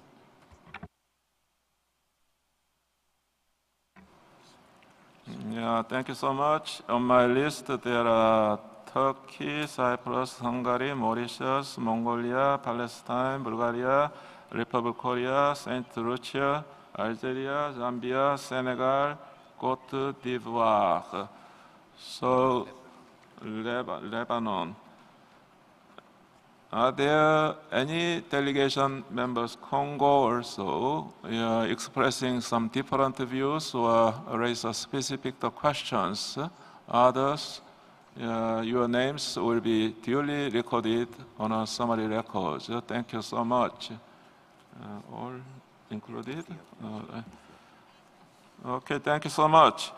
I believe we are ready to move to the adoption of the decision para by para.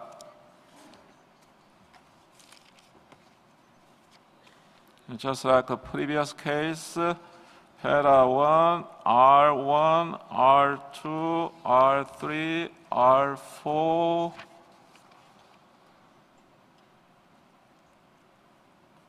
no amendments. Seeing no objections, all these paras are adopted. Para 1 and para 2 as a whole adopted. Based on interventions from members of the committee, it seems that we are now satisfied that the information considered as missing by the evaluation body has been provided by the submitting state at the present session. Can we consider criterion R5 as proposed under the inscription option adopted? It's the same as before. It's a standard form. No comments. Seeing no objection, para 3 as a whole adopted. Para 4 and 5, no amendments. I think no objection. Para 4 and para 5 adopted. Can we Then adopt the decision as a whole as amended. Seeing no objection, I therefore declare decision 12.com, 11.b, 16 adopted as amended.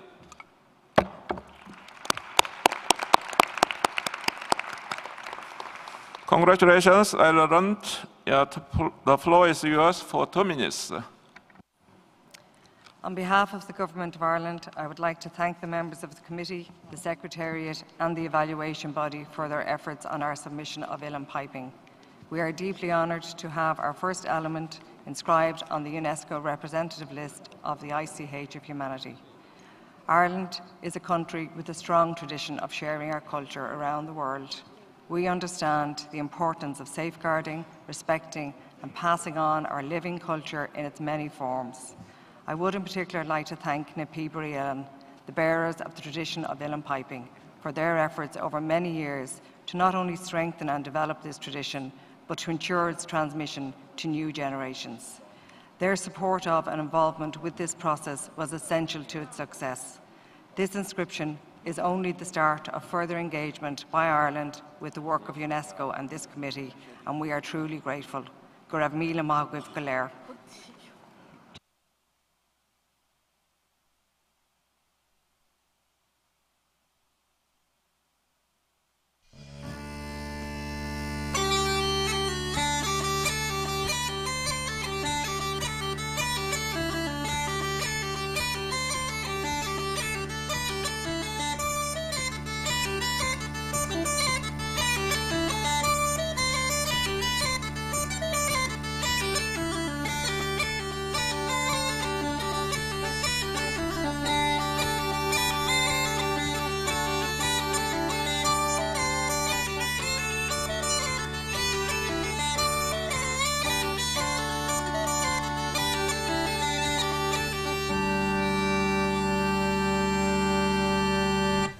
The Uilleann pipes are a woodwind reed instrument that were developed in around the 1700s. They were called Irish pipes or union pipes, but now today they're more commonly called Uilleann pipes because you use your elbow to press the bellows, and the Irish word for elbow is Uilleann.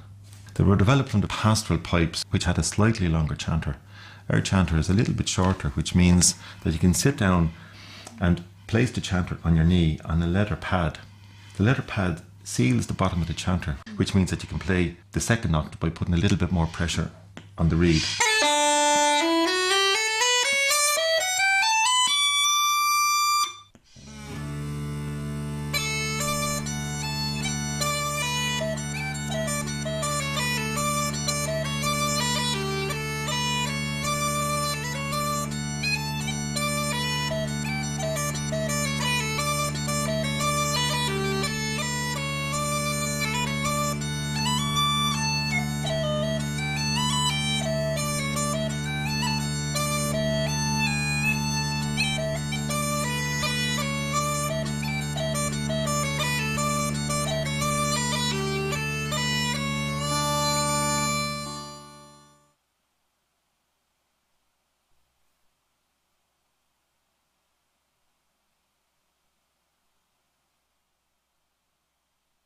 Congratulations once again to Uilleann.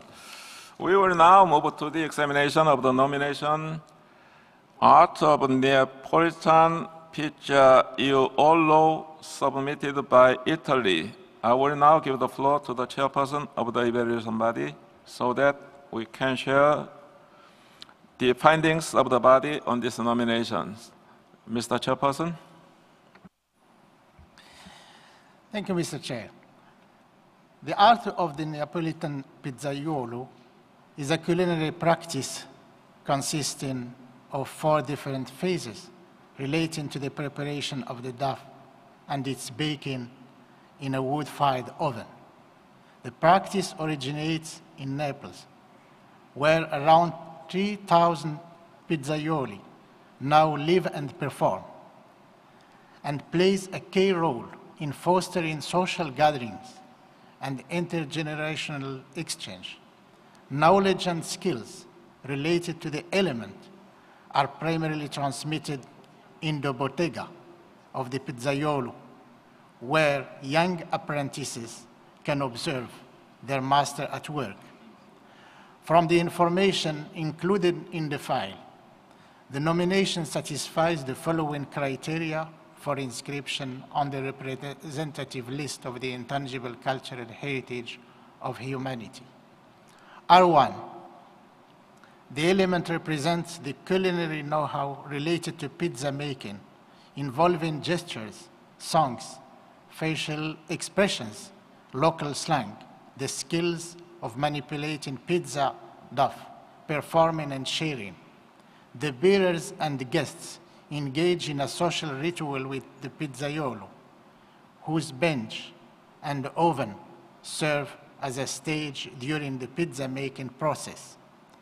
R2, the inscription of the element would point to the importance of food traditions as strong identity markers that are easily accessible to a wide audience from different cultural backgrounds. The skills involved are a testimony to the creativity of the practitioners. It would further foster dialogue between the community concerned, both in Italy and worldwide. R3, the viability of the element has so far been ensured by the communities concerned through a wide range of activities. The safeguarding measures proposed include educational programs and vocational training, the international exhibition of Pizzaiolo Napolitano, research and cultural mapping, collecting oral histories of master bearers, mobile application related to the element, among other measures. R4, the nomination has been prepared by the Association of Neapolitan Pizzaioli and the Ministry of Agriculture, with the participation of community members, including related associations, scholars, experts, and primary schools. A support has been testified to the nomination, including children's artworks, together with other consent letters.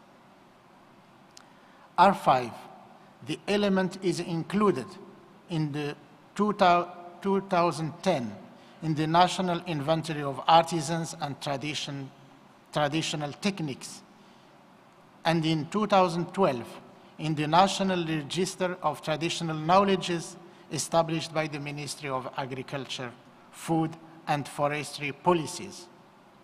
The office responsible for the artisan inventory is the National Committee for the Promotion and Preservation of Italian Foodstuffs and Practices. It was drawn up with the participation of communities, groups, and relevant non-governmental organizations and is updated annually. The evaluation body recommends that the committee inscribe Art of Neapolitan Pizzaiolo on the representative list of the intangible cultural heritage of humanity. The committee may remind the state party to avoid expressions such as authenticity, counterfeit, geographic origin, as well as any reference to exclusive ownership of intangible cultural heritage. The committee may underline that safeguarding measures aiming at preserving the authenticity of an element of intangible cultural heritage are not in line with the spirit of the Convention and would contradict the evolving nature of living heritage, which is by definition constantly recreated by the communities concerned. Thank you, Mr. Chair. I'm very grateful to Mr. Skunti for his very kind introduction about this pile of pizza. The Bureau did not receive any request for debate or amendment for this file. May I therefore ask the committee to adopt draft decision on this file as shown on the screens as a whole?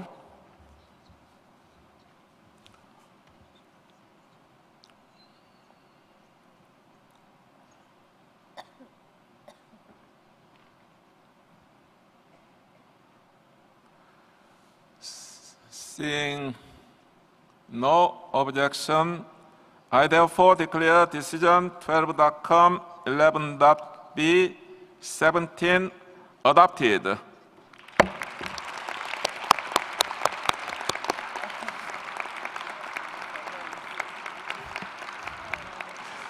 Congratulations, Italy.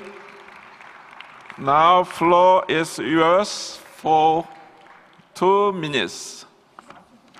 Merci. Merci, Monsieur le Président. Au nom de mon pays, je souhaite exprimer mes plus vifs remerciements aux membres du comité pour l'inscription de l'élément l'arte del pizzaiolo napoletano dans la liste représentative. C'est un honneur, mais aussi une grande satisfaction de voir ainsi reconnu le travail de plusieurs années qui a vu l'implication directe et passionnée des communautés concernées. L'arte del pizzaiolo napoletano est un savoir-faire très particulier, très ancien, je dirais une émotion que l'Italie a fait connaître au monde entier. Et une émotion qui est transmise de génération en génération et qui évolue sans cesse, se transforme et s'enrichit en réaction à l'environnement et aux conditions de vie. L'Italie est fortement convaincue que le patrimoine dans son ensemble et le patrimoine intangible en particulier est le socle de la diversité culturelle mondiale, cette diversité si essentielle pour assurer un avenir durable à l'humanité, notamment aujourd'hui, face à la menace d'uniformisation de culture. Et je termine en réitérant l'engagement de mon gouvernement à l'égard de la Convention de 2003, dans la conviction que la préservation de notre patrimoine immatériel dans toute sa diversité est un instrument fondamental pour favoriser le rapprochement, les dialogues, la cohésion sociale, les sentiments d'appartenance et la paix. Et j'ai ici l'occasion pour exprimer le remerciement aux pizzaioli napolitains qui sont réunis à Naples aujourd'hui, en ce moment, en attendant cette inscription. Buongiorno Napoli et viva l'arte del pizzaiolo napoletano.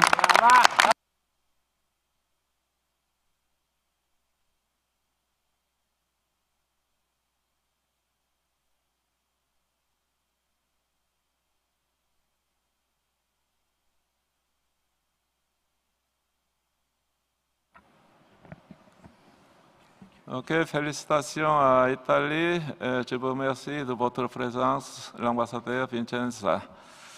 Now we will move to the examination of the nomination Kok-boru traditional horse game submitted by Kyrgyzstan. I will now give the floor to the chairperson of the evaluation body so that he can share with us the findings of the body on this nomination. Mr. Skunti. Thank you very much, Mr. Chair. Kok-boru, a horse game, is a synthesis of traditional practices, performances, and the game is played by 2 teams on horseback who compete by trying to score as many ulaks, molded in modern-day games, into their opponent's goal as possible. The element is an expression of the cultural and historic tradition of its practitioners and unites communities regardless of social status. Related knowledge and skills are primarily transmitted through demonstration as well as during festive and social events. From the information included in the file, the nomination satisfies the following criteria for inscription on the representative list of the intangible cultural heritage of humanity. R1, Kok-boru is a traditional nomadic game involving humans and horses and reflecting their close relationship. It constitutes an important dimension of cultural heritage of the communities concerned in Kyrgyzstan. The element fosters and transmits a strong code of ethics, including notions of teamwork, patience, and mutual respect. R2, the inscription of the element would raise the visibility of a traditional form of social and spiritual entertainment. It would also reinforce the feelings of pride and self-respect of practitioners of traditional sports by highlighting the relevance of such practices in modern societies. R3, past and current measures to safeguard the element include transmission of traditional knowledge and skills, research and documentation activities resulting in publications such as practical guides developed by practitioners, among other measures. R4, through a series of consultative meetings, the communities, bearers, and practitioners of Kok-boru participated actively in all stages of the preparation of the nomination file and gave their consent to the nomination of the element, as demonstrated by the consent letters attached.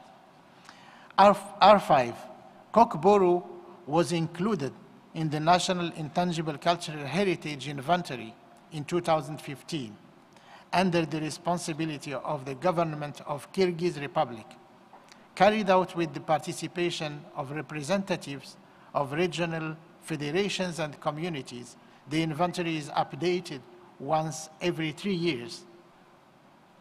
The evaluation body recommends that the committee inscribe Kok-boru, traditional horse game, on the representative list of the Intangible Cultural Heritage of Humanity.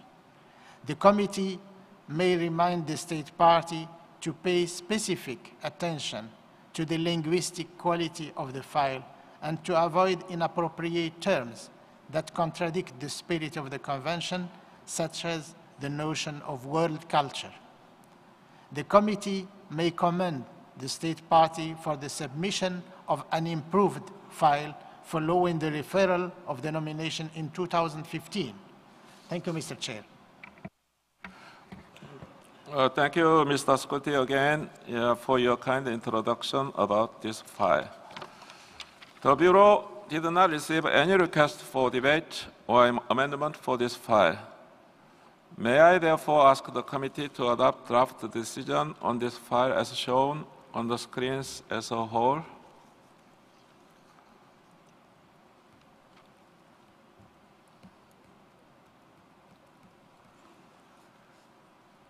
Seeing no objection, I therefore declare decision 12.com, 11.b, 19 adopted.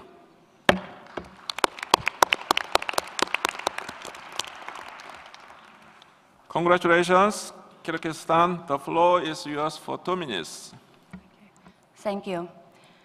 Dear Chairperson, committee members, representatives of state parties, NGO and observers, let me, on behalf of the Kyrgyz Republic, express gratitude to the government of the Republic of Korea and to the administration of Jeju Island for the excellent organization of committee's work.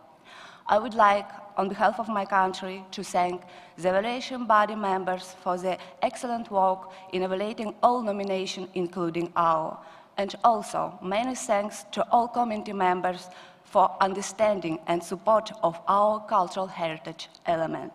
Let me note, this year the evaluation body has positively evaluated the nomination files from several countries of our region, Central Asia. In this regard, we would like to thank the Secretariat for the capacity building program. This program has allowed to raise the national capacity level in the field of safeguarding ICH, more specifically in improving the quality of proposed nominations. Ladies and gentlemen, today, hundreds of Kok-boru practitioners, whom we call ulakchi, and thousands of game lovers and followers throughout the country share in our joy in regard to the inscription of our traditional horse game into the representative list of Kamancheh. In this regard, I want to thank our community that safeguards the traditional game, develop and pass it from generation to generation. This nomination would not have been possible without their courage and dedication to the game. Once again, we would like to thank you to all who contribute to the organization of the committee's work, and we wish everybody productive and successful session in the coming days.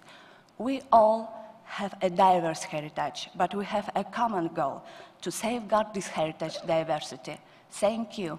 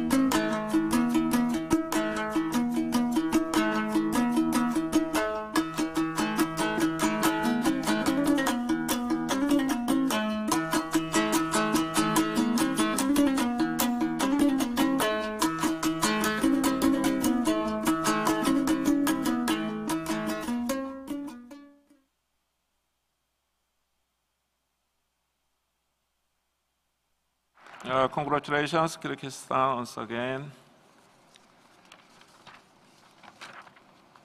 Now let's move to the examination of the nomination, Khen Music of the Lao People, submitted by Lao People's Democratic Republic. I will now give the floor to the chairperson of the evaluation body so that we can share the findings of the body on this nomination. Mr. Chairperson. Thank you, Mr. Chair. The Khen music of the Lao people is played with a mouth organ that resembles panpipes, but made with bamboo tubes of varying lengths. It is integral to Lao life and promotes family and social cohesion. Families play an important role in transmitting the art, and associations exist in many communities where young people can learn the related skills. To maintain the practice, several local communities and groups have taken up various initiatives to safeguard the element through formal and non-formal education. From the information included in the file, the nomination satisfies as follows the criteria for inscription on the representative list of the Intangible Cultural Heritage of Humanity. R1, the Khen music is practiced widely in many different communities and in numerous settings, including during village festivals, accompanying traditional songs and dances, and at various community and religious ceremonies. It holds diverse functions and meanings within the traditional folk culture of Lao people. R2, the inscription of Khen music and its performance would encourage international dialogue across the country and in other countries. It would also demonstrate the relevance of living heritage for creativity and sustainable development in general. R3, through a series of consultations and successive workshops organized by the Ministry of Information, Culture and Tourism, the representatives of the communities, associations and individuals concerned participated actively in all stages of the preparation of the nomination. However, the evaluation body considers that the information included in the file is not sufficient to conclude that the following criteria for inscription on the representative list of the Intangible Cultural Heritage of Humanity are satisfied. R3, several local communities, associations, groups, or persons have undertaken educational or promotional activities. The government has created a national action plan and adequate policies for the safeguarding of intangible cultural heritage. However, the nomination file doesn't present any safeguarding measures to be implemented in the future. The measures listed have already been undertaken and also appear to have been designed in a top-down approach. They also seem to be generic rather than specifically designated for the element in question. As for R5, the element was included in the inventory as reviewed in 2013 and approved in 2014 with the participation of communities. Nevertheless, it is not clear from the file how the inventory is regularly updated and which body is responsible for maintaining it. There is also no relevant extract from the inventory. Therefore, the evaluation body recommends that the committee refer the nomination of high music of the Lao people to the submitting state party. The committee may remind the state party, should it wish to resubmit the nomination during a following cycle, of the need to provide information in the appropriate sections within the file. Thank you, Mr. Chair. Yeah, thank you so much, Mr. Sconti, for your kind explanation recommending referral on this file. Now, the floor is now open to committee members. A resolution, maybe, on the screen.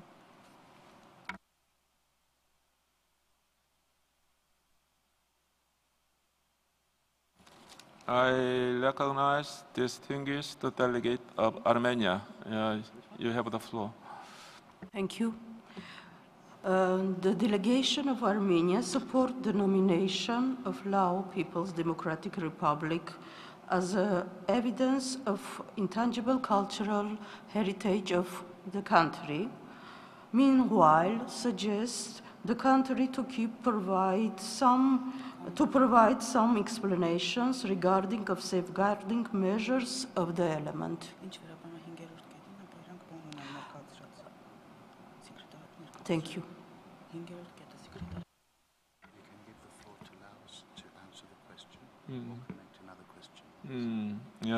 After receiving 3 questions, I will get back to give the opportunity to Laos to respond. So I now invite distinguished delegate of Cyprus. You have the floor, Madam. Thank you, Mr. President. Cyprus has received further explanations from the state party which satisfy us. So we would like to support the nomination. The explanations for both the safeguarding measures and the inventory are satisfactory for us. Thank you.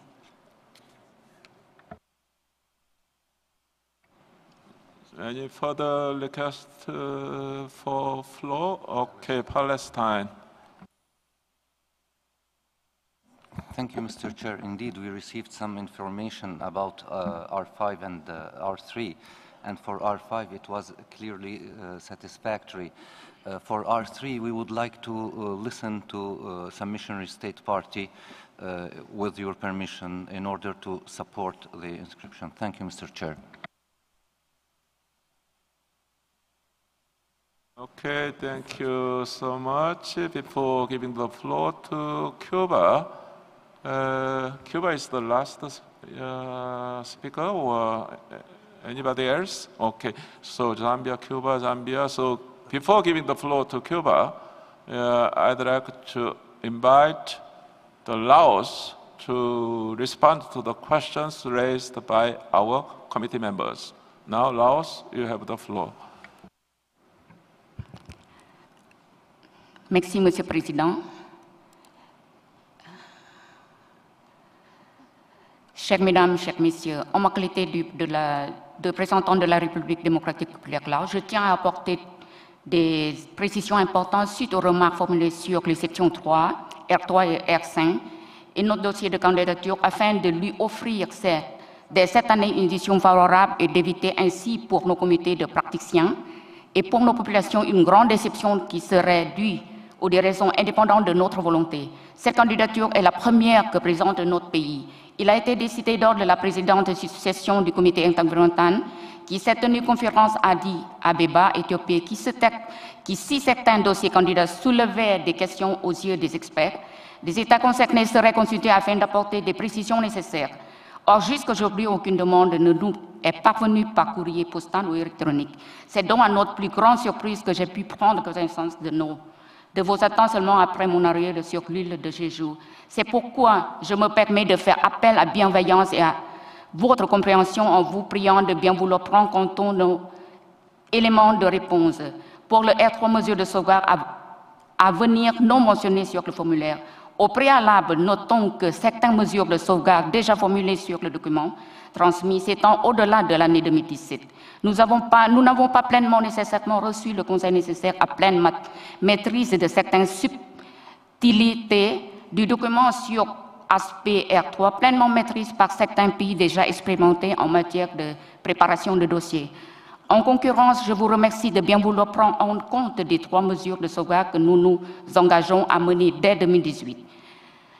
Première, création d'un site internet dédié aux musiques, chants et danses traditionnelles du peuple lao qui valorisera la musique du Khen et qui intégrera certaines informations déjà recueillies sous forme de vidéos. Cette création est prévue dans le cadre du plan quinquennal 2018 jusqu'à 2023 de notre pays. Lancement une consultation des jeunes praticiens afin de recueillir des témoignages et de favoriser la diffusion de leur expression en partenariat avec les écoles, les associations concernées. Ces témoignages qui seront conservés en format vidéo et par transcription écrite donneront lieu à public seront mis en ligne sur le site internet subventionné. Dans le cadre des diverses associations de telles la musique, dansa et art mélodieux du Khen, et avec le soutien de du ministère de l'Information et de la Culture et du ministère de l'Éducation, sera lancé un projet de formation à fabrication du Khen. Des ateliers de formation qui seront organisés pendant les vacances scolaires seront animés par les praticiens, apprentissage des gestes, connaissance et utilisation des matières premières nécessaires à la fabrication de l'instrument, etc. Ce projet est également prévu dans le cadre du plan quinquennal 2018-2023. Diverses mesures sont mises en œuvre pour protéger et promouvoir l'élément. Il faut souligner en outre que des jeunes générations s'y s'intéressent de plus en plus. Il incarne l'appartenance à une culture commune et vivante, offre un loisir collectif très apprécié et partagé avec bonheur, permet de s'étendre naturellement, loin de toute consommation de drogue, etc. Il bénéficie ainsi d'un large soutien des villageois, l'Union des personnes âgées, l'Union des femmes, Lao, et Association des arts, spectacles, etc. C'est-à-dire de plusieurs communautés intéressées. Merci, Mesdames, Messieurs et Monsieur le Président. Thank you, Laos. Now I give the floor to distinguished delegate of Cuba. Merci, Monsieur le Président. Nous sommes satisfaisants des informations qui viennent de donner les représentants de Laos. Et nous avons bien reçu aussi l'information par écrite. Je pense que c'est un élément très important pour la culture de ces pays. Aussi, il y a un élément en question de différence aussi. C'est les premiers dossiers qui présentent. Et ça, il y a une valeur ajoutée pour ces pays, pour ces communautés. Et nous sommes pour l'inclusion de cet élément. Merci beaucoup.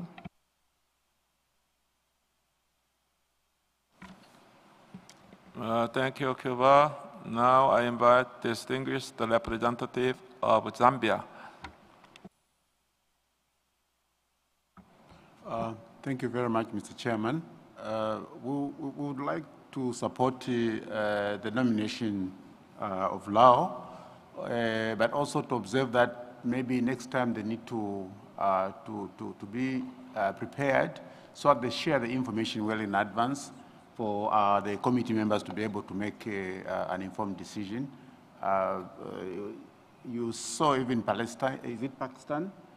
We're also in the dark about RR3. We have no idea about the explanation of both RR3 and RR5. So we'll support what Cuba was saying, that if we put this in writing, maybe it validates our support for the nomination. Thank you very much, Mr. Chairman. Thank you, Zambia. Now, Congo. Merci, Monsieur le Président. Je crois qu'avec les informations qui ont été apportées par la République de Laos, notamment sur le R3 et le R5, il serait souhaitable que nous attachions de l'importance à cette candidature en lui accordant le maximum de chances de telle sorte que l'inscription soit faite. Je vous remercie.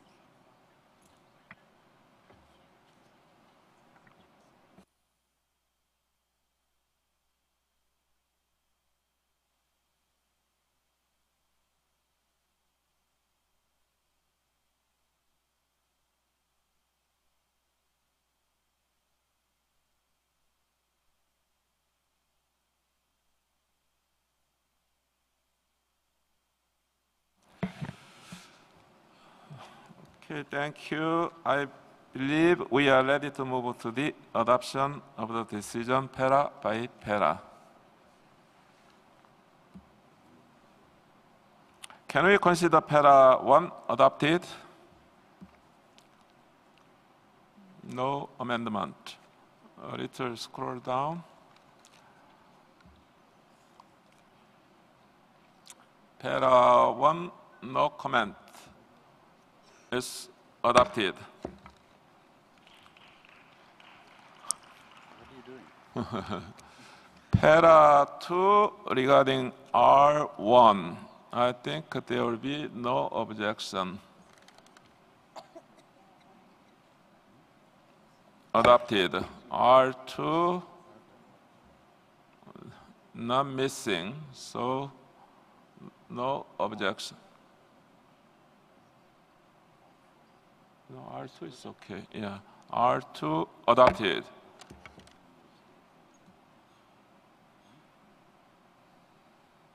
R3. R4. First R4. We are. R3 is missing, but R4 first. R4, I think, no objection. So R4 adopted.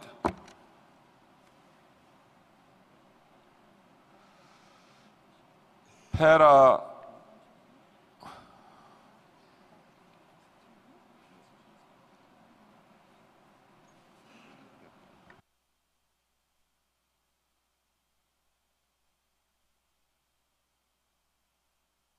let's go for R3, para 3, R3. There is no amendment, original form. Yeah, R3 first. Now I'd like to invite your committee members to comment. No comment.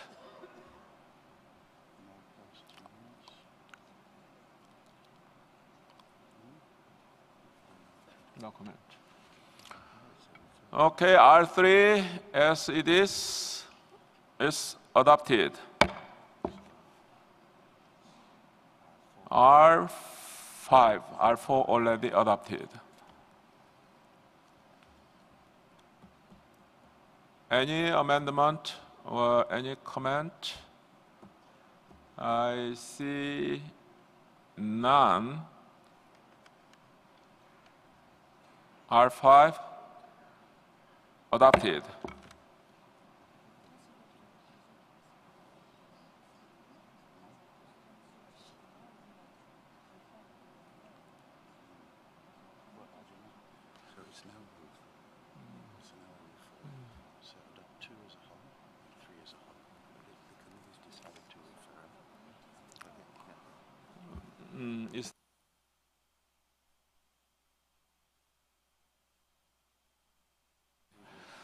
Okay, para 3, yeah, para 2, para 1 and para 2 as a whole we already adopted. No, not 2. 2 as a whole we adopted. Not yet. Why not yet? Because we did R1, R2, R3, but not para 2. At this stage they are. Yeah, scroll down. Scroll down, please. R1, R2, adopted. R4, adopted. Why not? Yeah, para 2 is adopted as a whole. Well, you have to tell us. Okay. Yeah, para 2 as a whole, adopted.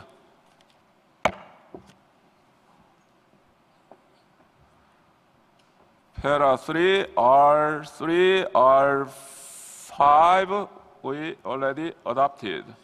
No, I recognize the representative from Cyprus. Merci, Monsieur le Président. Je ne crois pas qu'on peut adopter les paragraphes 3 et 5 sans des amendements, puisque normalement, ils disent qu'ils n'est pas satisfait les advisory body. Donc, normalement, on doit modifier le texte. Merci.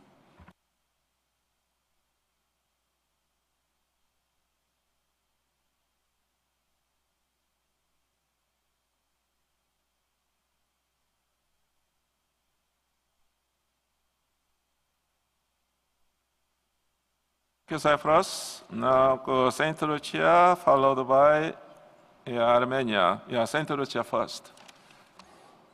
Thank you, Mr. Chair. It's virtually the same point I was making. If we adopt this like that and then go and inscribe, this will be an embarrassment. So a number of I would appeal to the members who were satisfied with the explanations given to propose amendments to this. Thank you. Okay, thank you, Saint Lucia. Now, I think it's time just to give the Secretariat to reply to very important and specific question. Okay, now, Mr. Secretary.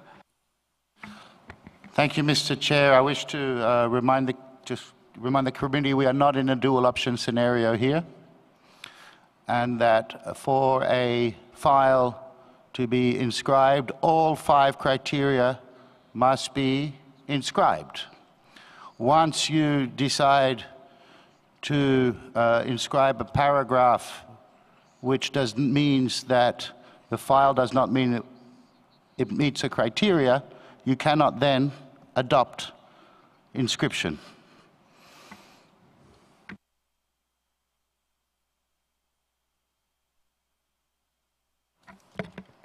Armenia, followed by Mauritius. Armenia first. Merci, Monsieur le Président. Ça a été un peu vite, on n'a pas eu le temps de réagir, mais pour nous, le critère 3 et le critère 5, puisque en plus ça a été présenté au secrétariat, surtout que c'est la mise à jour de l'inventaire et puis les nouvelles mesures de sauvegarde, pour nous c'est complètement, donc il faut changer je suis désolée si c'est possible revenir sur R2, peut-être il faut revenir, sinon voilà.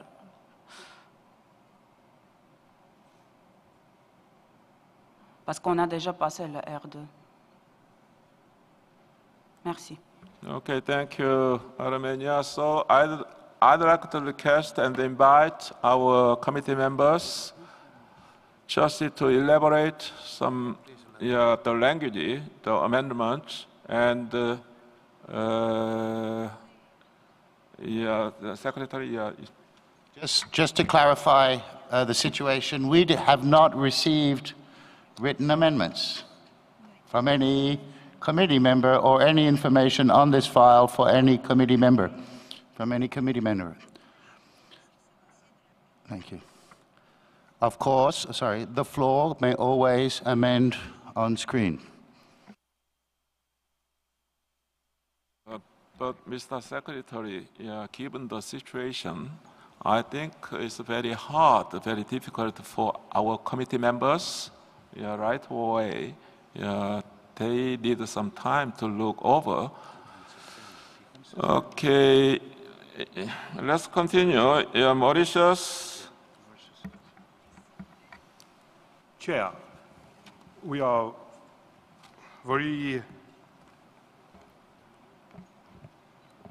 I must say, concerned with the situation of the state member, because it's the first time that an inscription is being applied for. But nevertheless, I did not hear the Secretariat respond to the fact that there has been no correspondence sent to the state member regarding whatever had been missing initially, and I wish to have clarification on that point.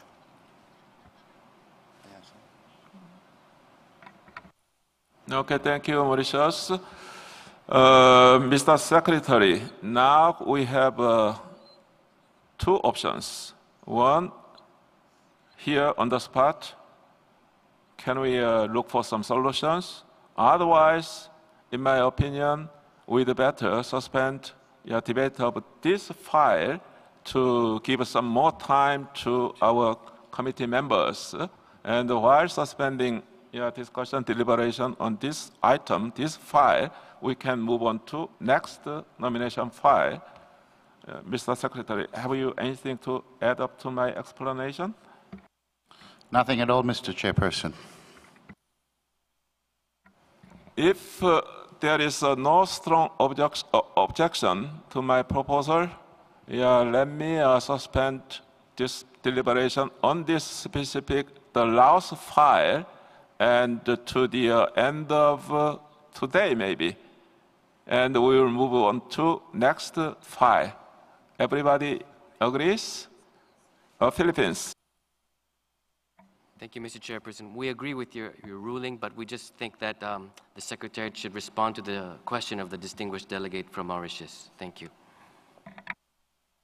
The question was whether we received anything from the submitting state.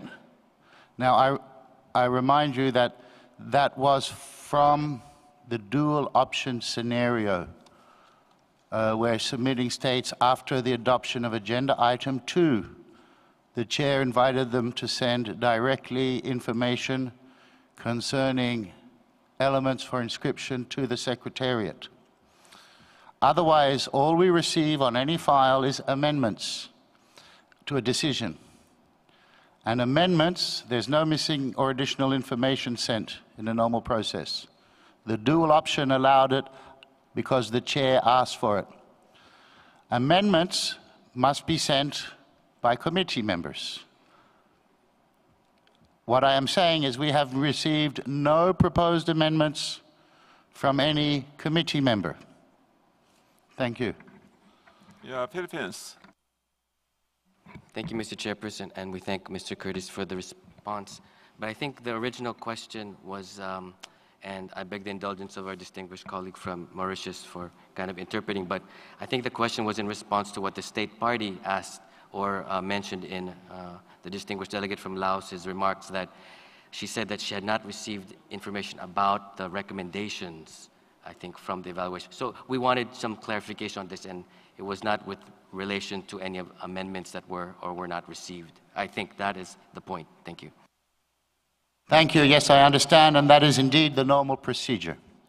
The procedure for all nominations is the Secretariat in the first year checks for completeness. The Secretariat makes no analysis of the quality of the file, nor any study of what is in the content of the file.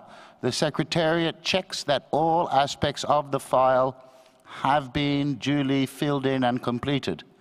It then, if any elements are missing, and we're not talking again in a substantial sense, but if there are boxes that are not complete, if a required documentation is just simply not there, we send a letter to the state party, who then, and telling them what is missing, and they have until September to return any information in what we call the completeness check. So we do a completeness check in the first year. After that, the file goes to the evaluation body. The evaluation body is the one that actually does the analysis based on the information in the file of whether the information is sufficient to meet the criterion. There is no going back to the member state after that. So, of course, we did not go back to the state party because that is not the procedure that we do with any state party, and we followed the procedure that is established in the guidelines. The Secretariat does not go back to the state party once the evaluation body has made its recommendation. Thank you very much. Okay, now Cuba. Merci, Monsieur le Président, et merci à Monsieur Courtet pour l'information qu'il vient de donner. Je pense que tout le monde connaît bien les procédures, et pour ça, est-ce que tout le monde reflète que c'est nécessaire de continuer notre processus de réflexion concernant les procédures, parce que ni la façon qu'on vient de travailler concernant les 12 options, ni ces mécanismes peut-être se plaît pour tout le monde, parce que nous avons adopté pratiquement tous les dossiers, et peut-être on doit continuer à réfléchir parce que tant que les mécanismes du secrétariat ou les mécanismes d'organes d'évaluation, ce n'est pas complet, ce n'est pas suffisant pour nous, mais ça sera peut-être examiné dans d'autres points de l'ordre du jour. Mais je pense qu'on peut travailler sur les projets de décision. On ne peut pas essayer de trouver des autres questions. Si le comité il pense, si le comité est d'accord, on peut travailler sur l'écran. C'est bien que ce n'est pas présenté un projet de résolution, mais on peut travailler sur ça. C'est bien qu'on prend en compte les décisions d'organes d'évaluation, mais nous avons le droit de les faire ici. Nous avons parlé de ça au début de cette réunion quand nous avons pris note de la méthode de travail de cette réunion. Merci. Thank you, Cuba. Any other comments?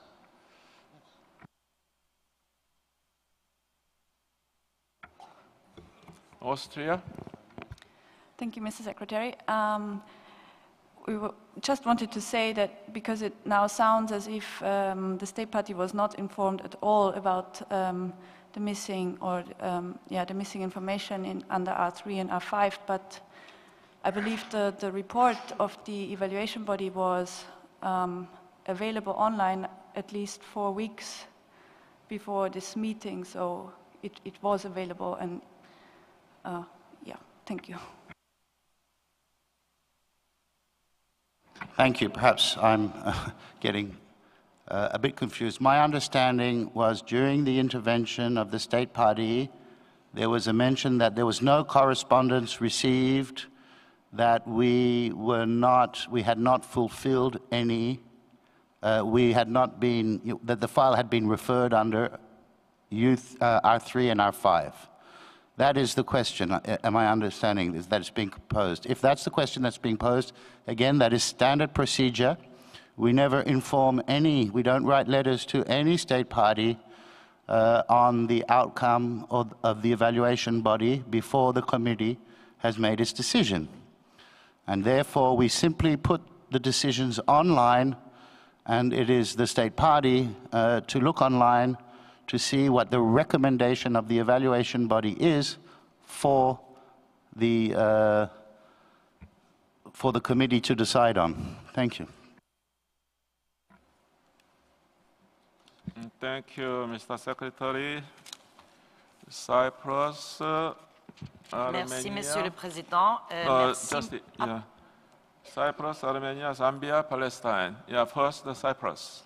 Merci, Monsieur le Président, et merci aussi à Tim pour toutes les clarifications, tout en sachant qu'on connaît très bien la procédure, et je crois qu'il a eu un malentendu avec Laos. Donc, maintenant qu'il est bien clair et qu'il connaît bien la procédure, est-ce qu'on peut lui laisser le temps de faire les amendements et nous les présenter un peu plus tard? Merci. Thank you. Armenia. On est d'accord avec le Chypre et avec, bien sûr, avant avec vous. Laissez-nous un peu de temps, on préparera et à la fin de la journée, on vous présente. Merci.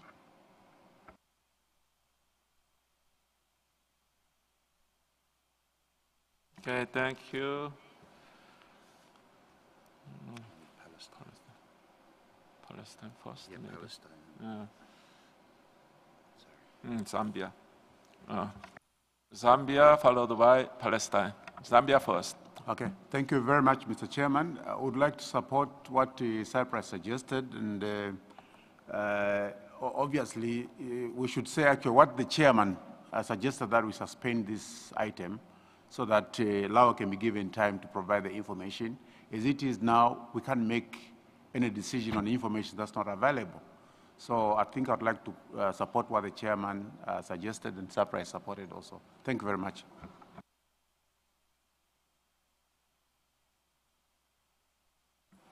Thank you, Zambia and Palestine and St. Lucia. Palestine first. Well, actually, Mr. Chair, I think everything has been said. It's also to support your suggestion at the beginning to suspend this item in order not to waste time and to give time for the state party and the members of the committee to deal with it and to submit amendments to the Secretariat. So we can stop here and follow your suggestion. Thank you, Mr. Chair.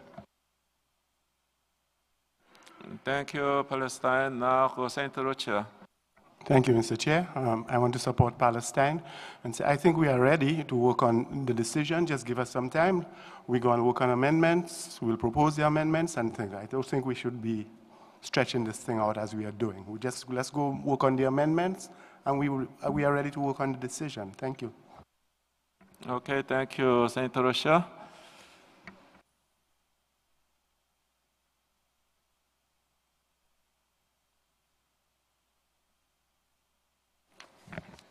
Okay, thank you so much. Malay is the dual option.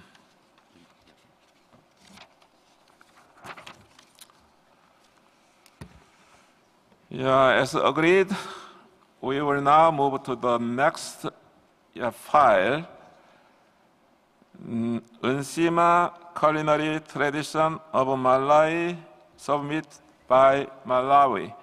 I will now give the floor to the chairperson of the EB so that we can share the findings of the body on these nominations. Mr. Skunti. Thank you, Mr. Chair. Nsima, the culinary tradition of Malawi, is a compound name for the culinary and dietary tradition of Malawians, as well as a single component of this tradition, a form of thick porridge prepared with maize flour. Nsima is prepared through an elaborate process requiring specific knowledge, and eating it is a communal tradition in families. Communities safeguard the element through continued practice, publications, festivals, and revitalization activities. And knowledge is transmitted both informally and through on-the-job training and education.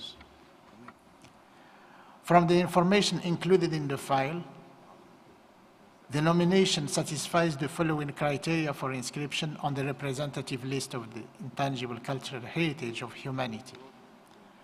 R1, Nsima is a culinary dietary tradition accompanied by ritual practices based on the use of thick porridge, which is usually made with maize flour.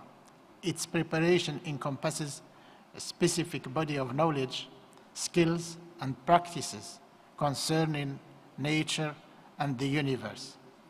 The element plays an essential role in terms of socialization and hospitality.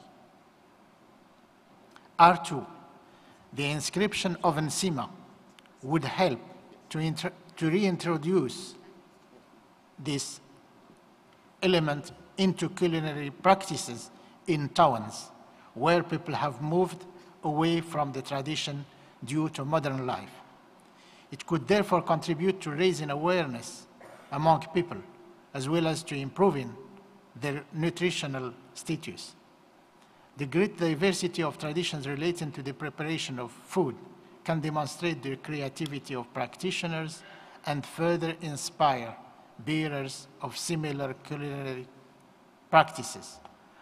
R3, the proposed safeguarding activities relate to awareness raising, monograph-oriented research into local variations of Nsima, legal protection, education, training, and monitoring. The communities and groups concerned contribute to ensuring the element's viability by publicizing books of recipes, organizing festivals by tribal chiefs, introducing machine mills into the preparation of Nsima to help lower costs of the practice, and so on. R4, the nomination process completed the previous inventorying process, which lasted for years. Through a series of meetings, the communities, groups, and individuals concerned participated actively in all stages of the preparation of the nomination.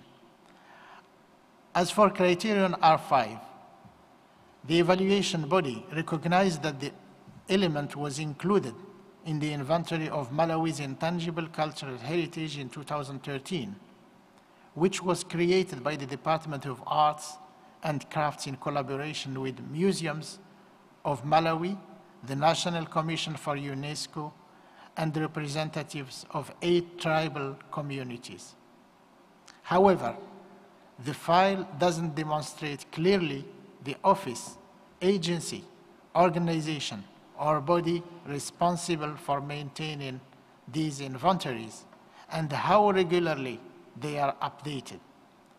Therefore, the evaluation body recommends that the committee refer the nomination of Nsima, culinary tradition of Malawi, to the submitting state party. Thank you, Mr. Chair. Thank you, Mr. Chairperson. This is another case of a dual system of draft decision that we will have to examine during today's meeting.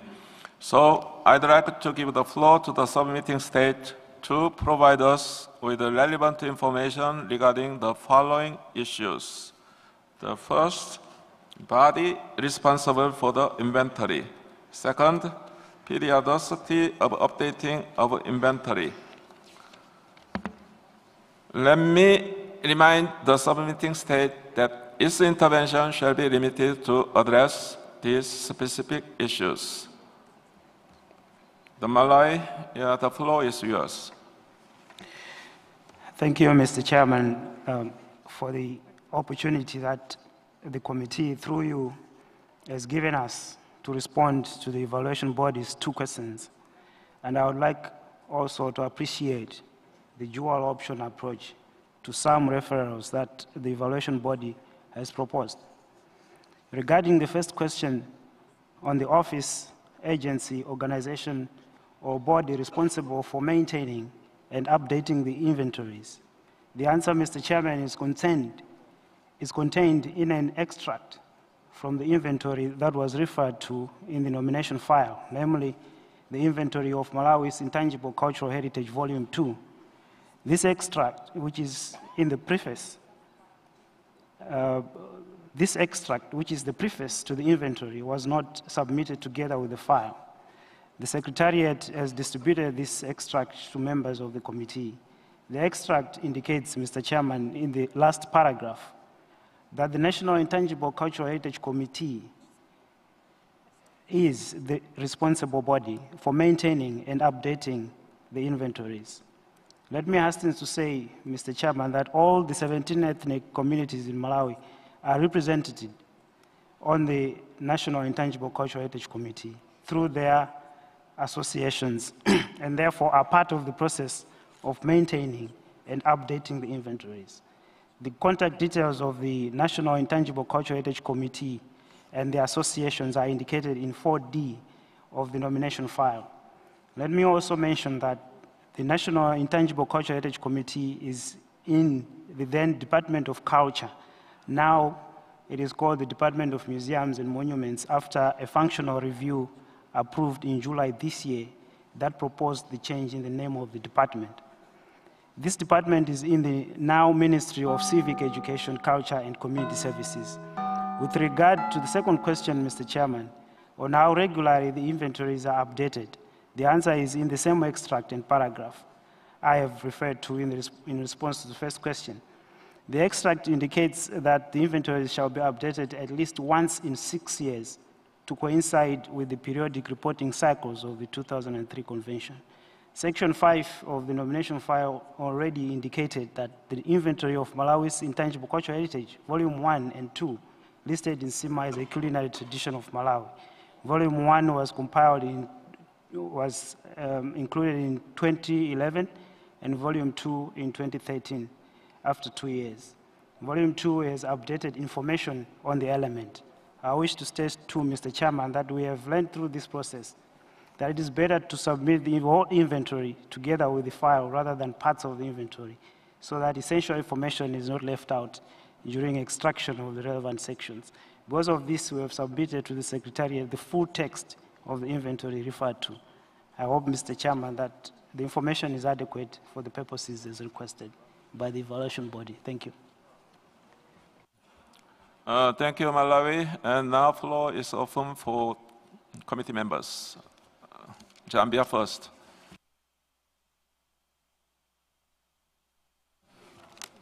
Well, the chairman would like to thank the evaluation body for the professional manner in which they conducted this evaluation.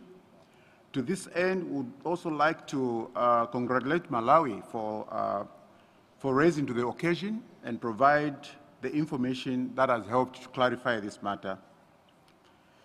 From Malawi's presentation, it has become very, very clear that the issues that were raised by the evaluation body have been adequately addressed. In that regard, it is now clear that the nominated element is the responsibility of the Malawi National Intangible Heritage Committee on behalf of all Malawians. In this regard, Mr. Chairman, Zambia wishes to propose that Nsima, the culinary tradition of Malawi, be inscribed on the representative list as proposed. Thank you, Mr. Chairman. Thank you, Zambia. Now, St. Lucia first. Thank you, Mr. Chair. I want to echo Zambia's sentiments. The notes of the evaluation committee asked for two simple things that were missing, and I think the information that Malawi has given us has adequately satisfied this. However, I do want to make one additional point. I have listened to Malawi, and they have explained their concerns about they should have submitted the entire list. But I do want to appeal to the members to be a little more diligent in the submissions to the evaluation body, because this is a simple thing. If you are submitting an excerpt from your inventories and you do not submit the name of the main person responsible, and you have to wait for you to be asked to submit it, I think there was some fault right there, and I want to appeal for due diligence in this, and we can avoid this hiccup that we are going through to inscribe. I want to propose that we inscribe this. It very much satisfies our criteria. Thank you. Thank you, St. Lucia. It's Mauritius. Chair, I'll go in the same vein and support the application of Malawi. Yeah, on my list, yeah, Senegal, Ethiopia, Côte d'Ivoire, yeah, so all supporting yeah, Bulgaria, Congo, Afghanistan. So Hungary. So I think we are ready to move to the adoption of the decision para by para.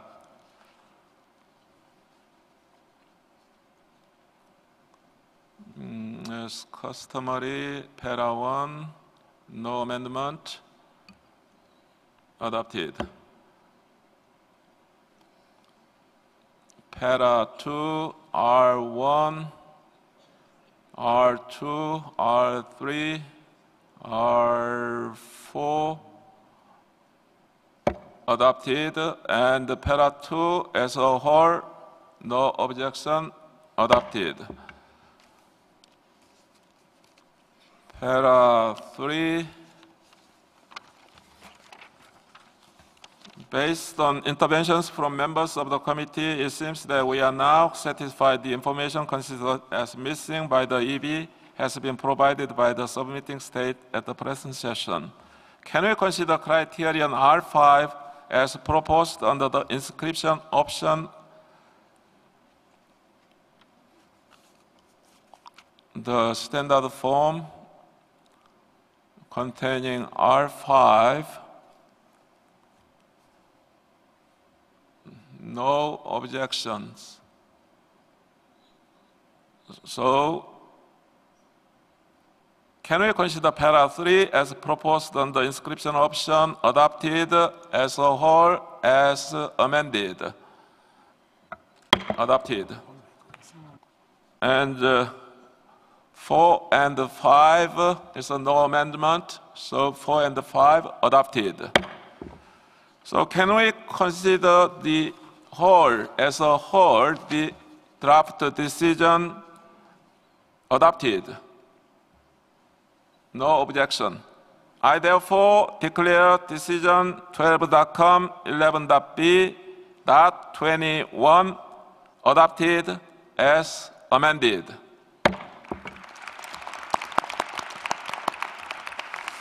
Congratulations, Malawi. The floor is yours for 2 minutes. Thank you, Mr. Chairman. Allow me to, first of all, congratulate the Republic of Korea for hosting this committee meeting and the hospitality the people of this great country have so far accorded us. Let me congratulate you too, Mr. Chairman, for being elected to lead these discussions, which you have so far done excellently. To the UNESCO Secretariat, thank you for your excellent work and technical assistance you rendered in the course of elaborating this nomination file. I should hasten to say, Mr. Chairman, that although we are aware of the human resources constraints of the Secretariat, we really do not feel it. And this is because of the dedication of Mr. Curtis and his team, and that we do not take for granted. I would be failing in my duty if, Mr. Chairman, I do not pass on the message of gratitude from the communities in Malawi who have benefited from the Flanders government's support towards strengthening capacity in the implementation of the convention in the Southern African region in general and in Malawi in particular. Here I would like to make mention that the technical support provided by FARO, one of the accredited NGOs from the Flanders, has been valuable in the establishment of the Southern Africa ICH platform, now hosted by the University of Chinhoyi in Zimbabwe, to which Malawi has been closely associated. We hope this partnership will continue to grow from strength to strength to benefit the success of the convention. Mr. Chairman, Malawi also thanks the committee for its decision to inscribe Nsima, the culinary tradition of Malawi, on the representative list of ICH of humanity. This will go a long way in promoting the heritage and identity of the 17 linguistic communities in Malawi. Last, Mr. Chairman, Malawi invites our regional neighbors to join us to make this a multinational nomination that it deserves in future cycles, because we acknowledge that similar elements are practiced in the other countries like Zimbabwe, Zambia, and Botswana, to mention a few. I thank you, Mr. Chairman.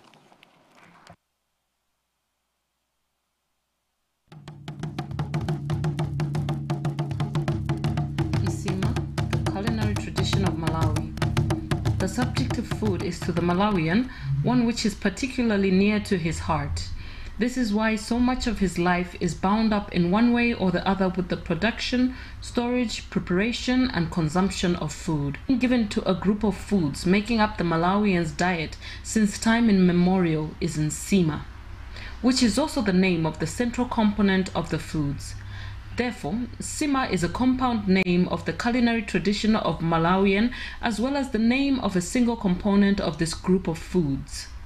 The word Nsima is in Chichewa language, which is the most widely spoken language in Malawi. Even the most of the other 15 languages call it almost the same, with slight variation at the beginning of the word, calling it either Sima, or Nchima, or Etima.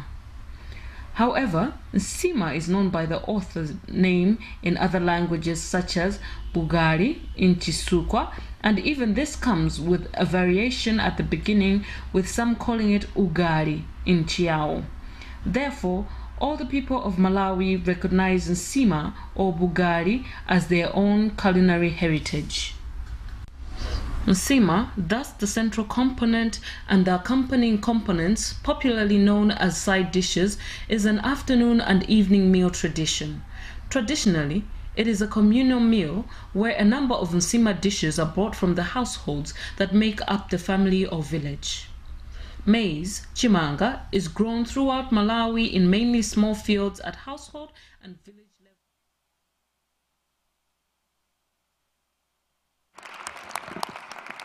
Thank you, Malawi, and congratulations.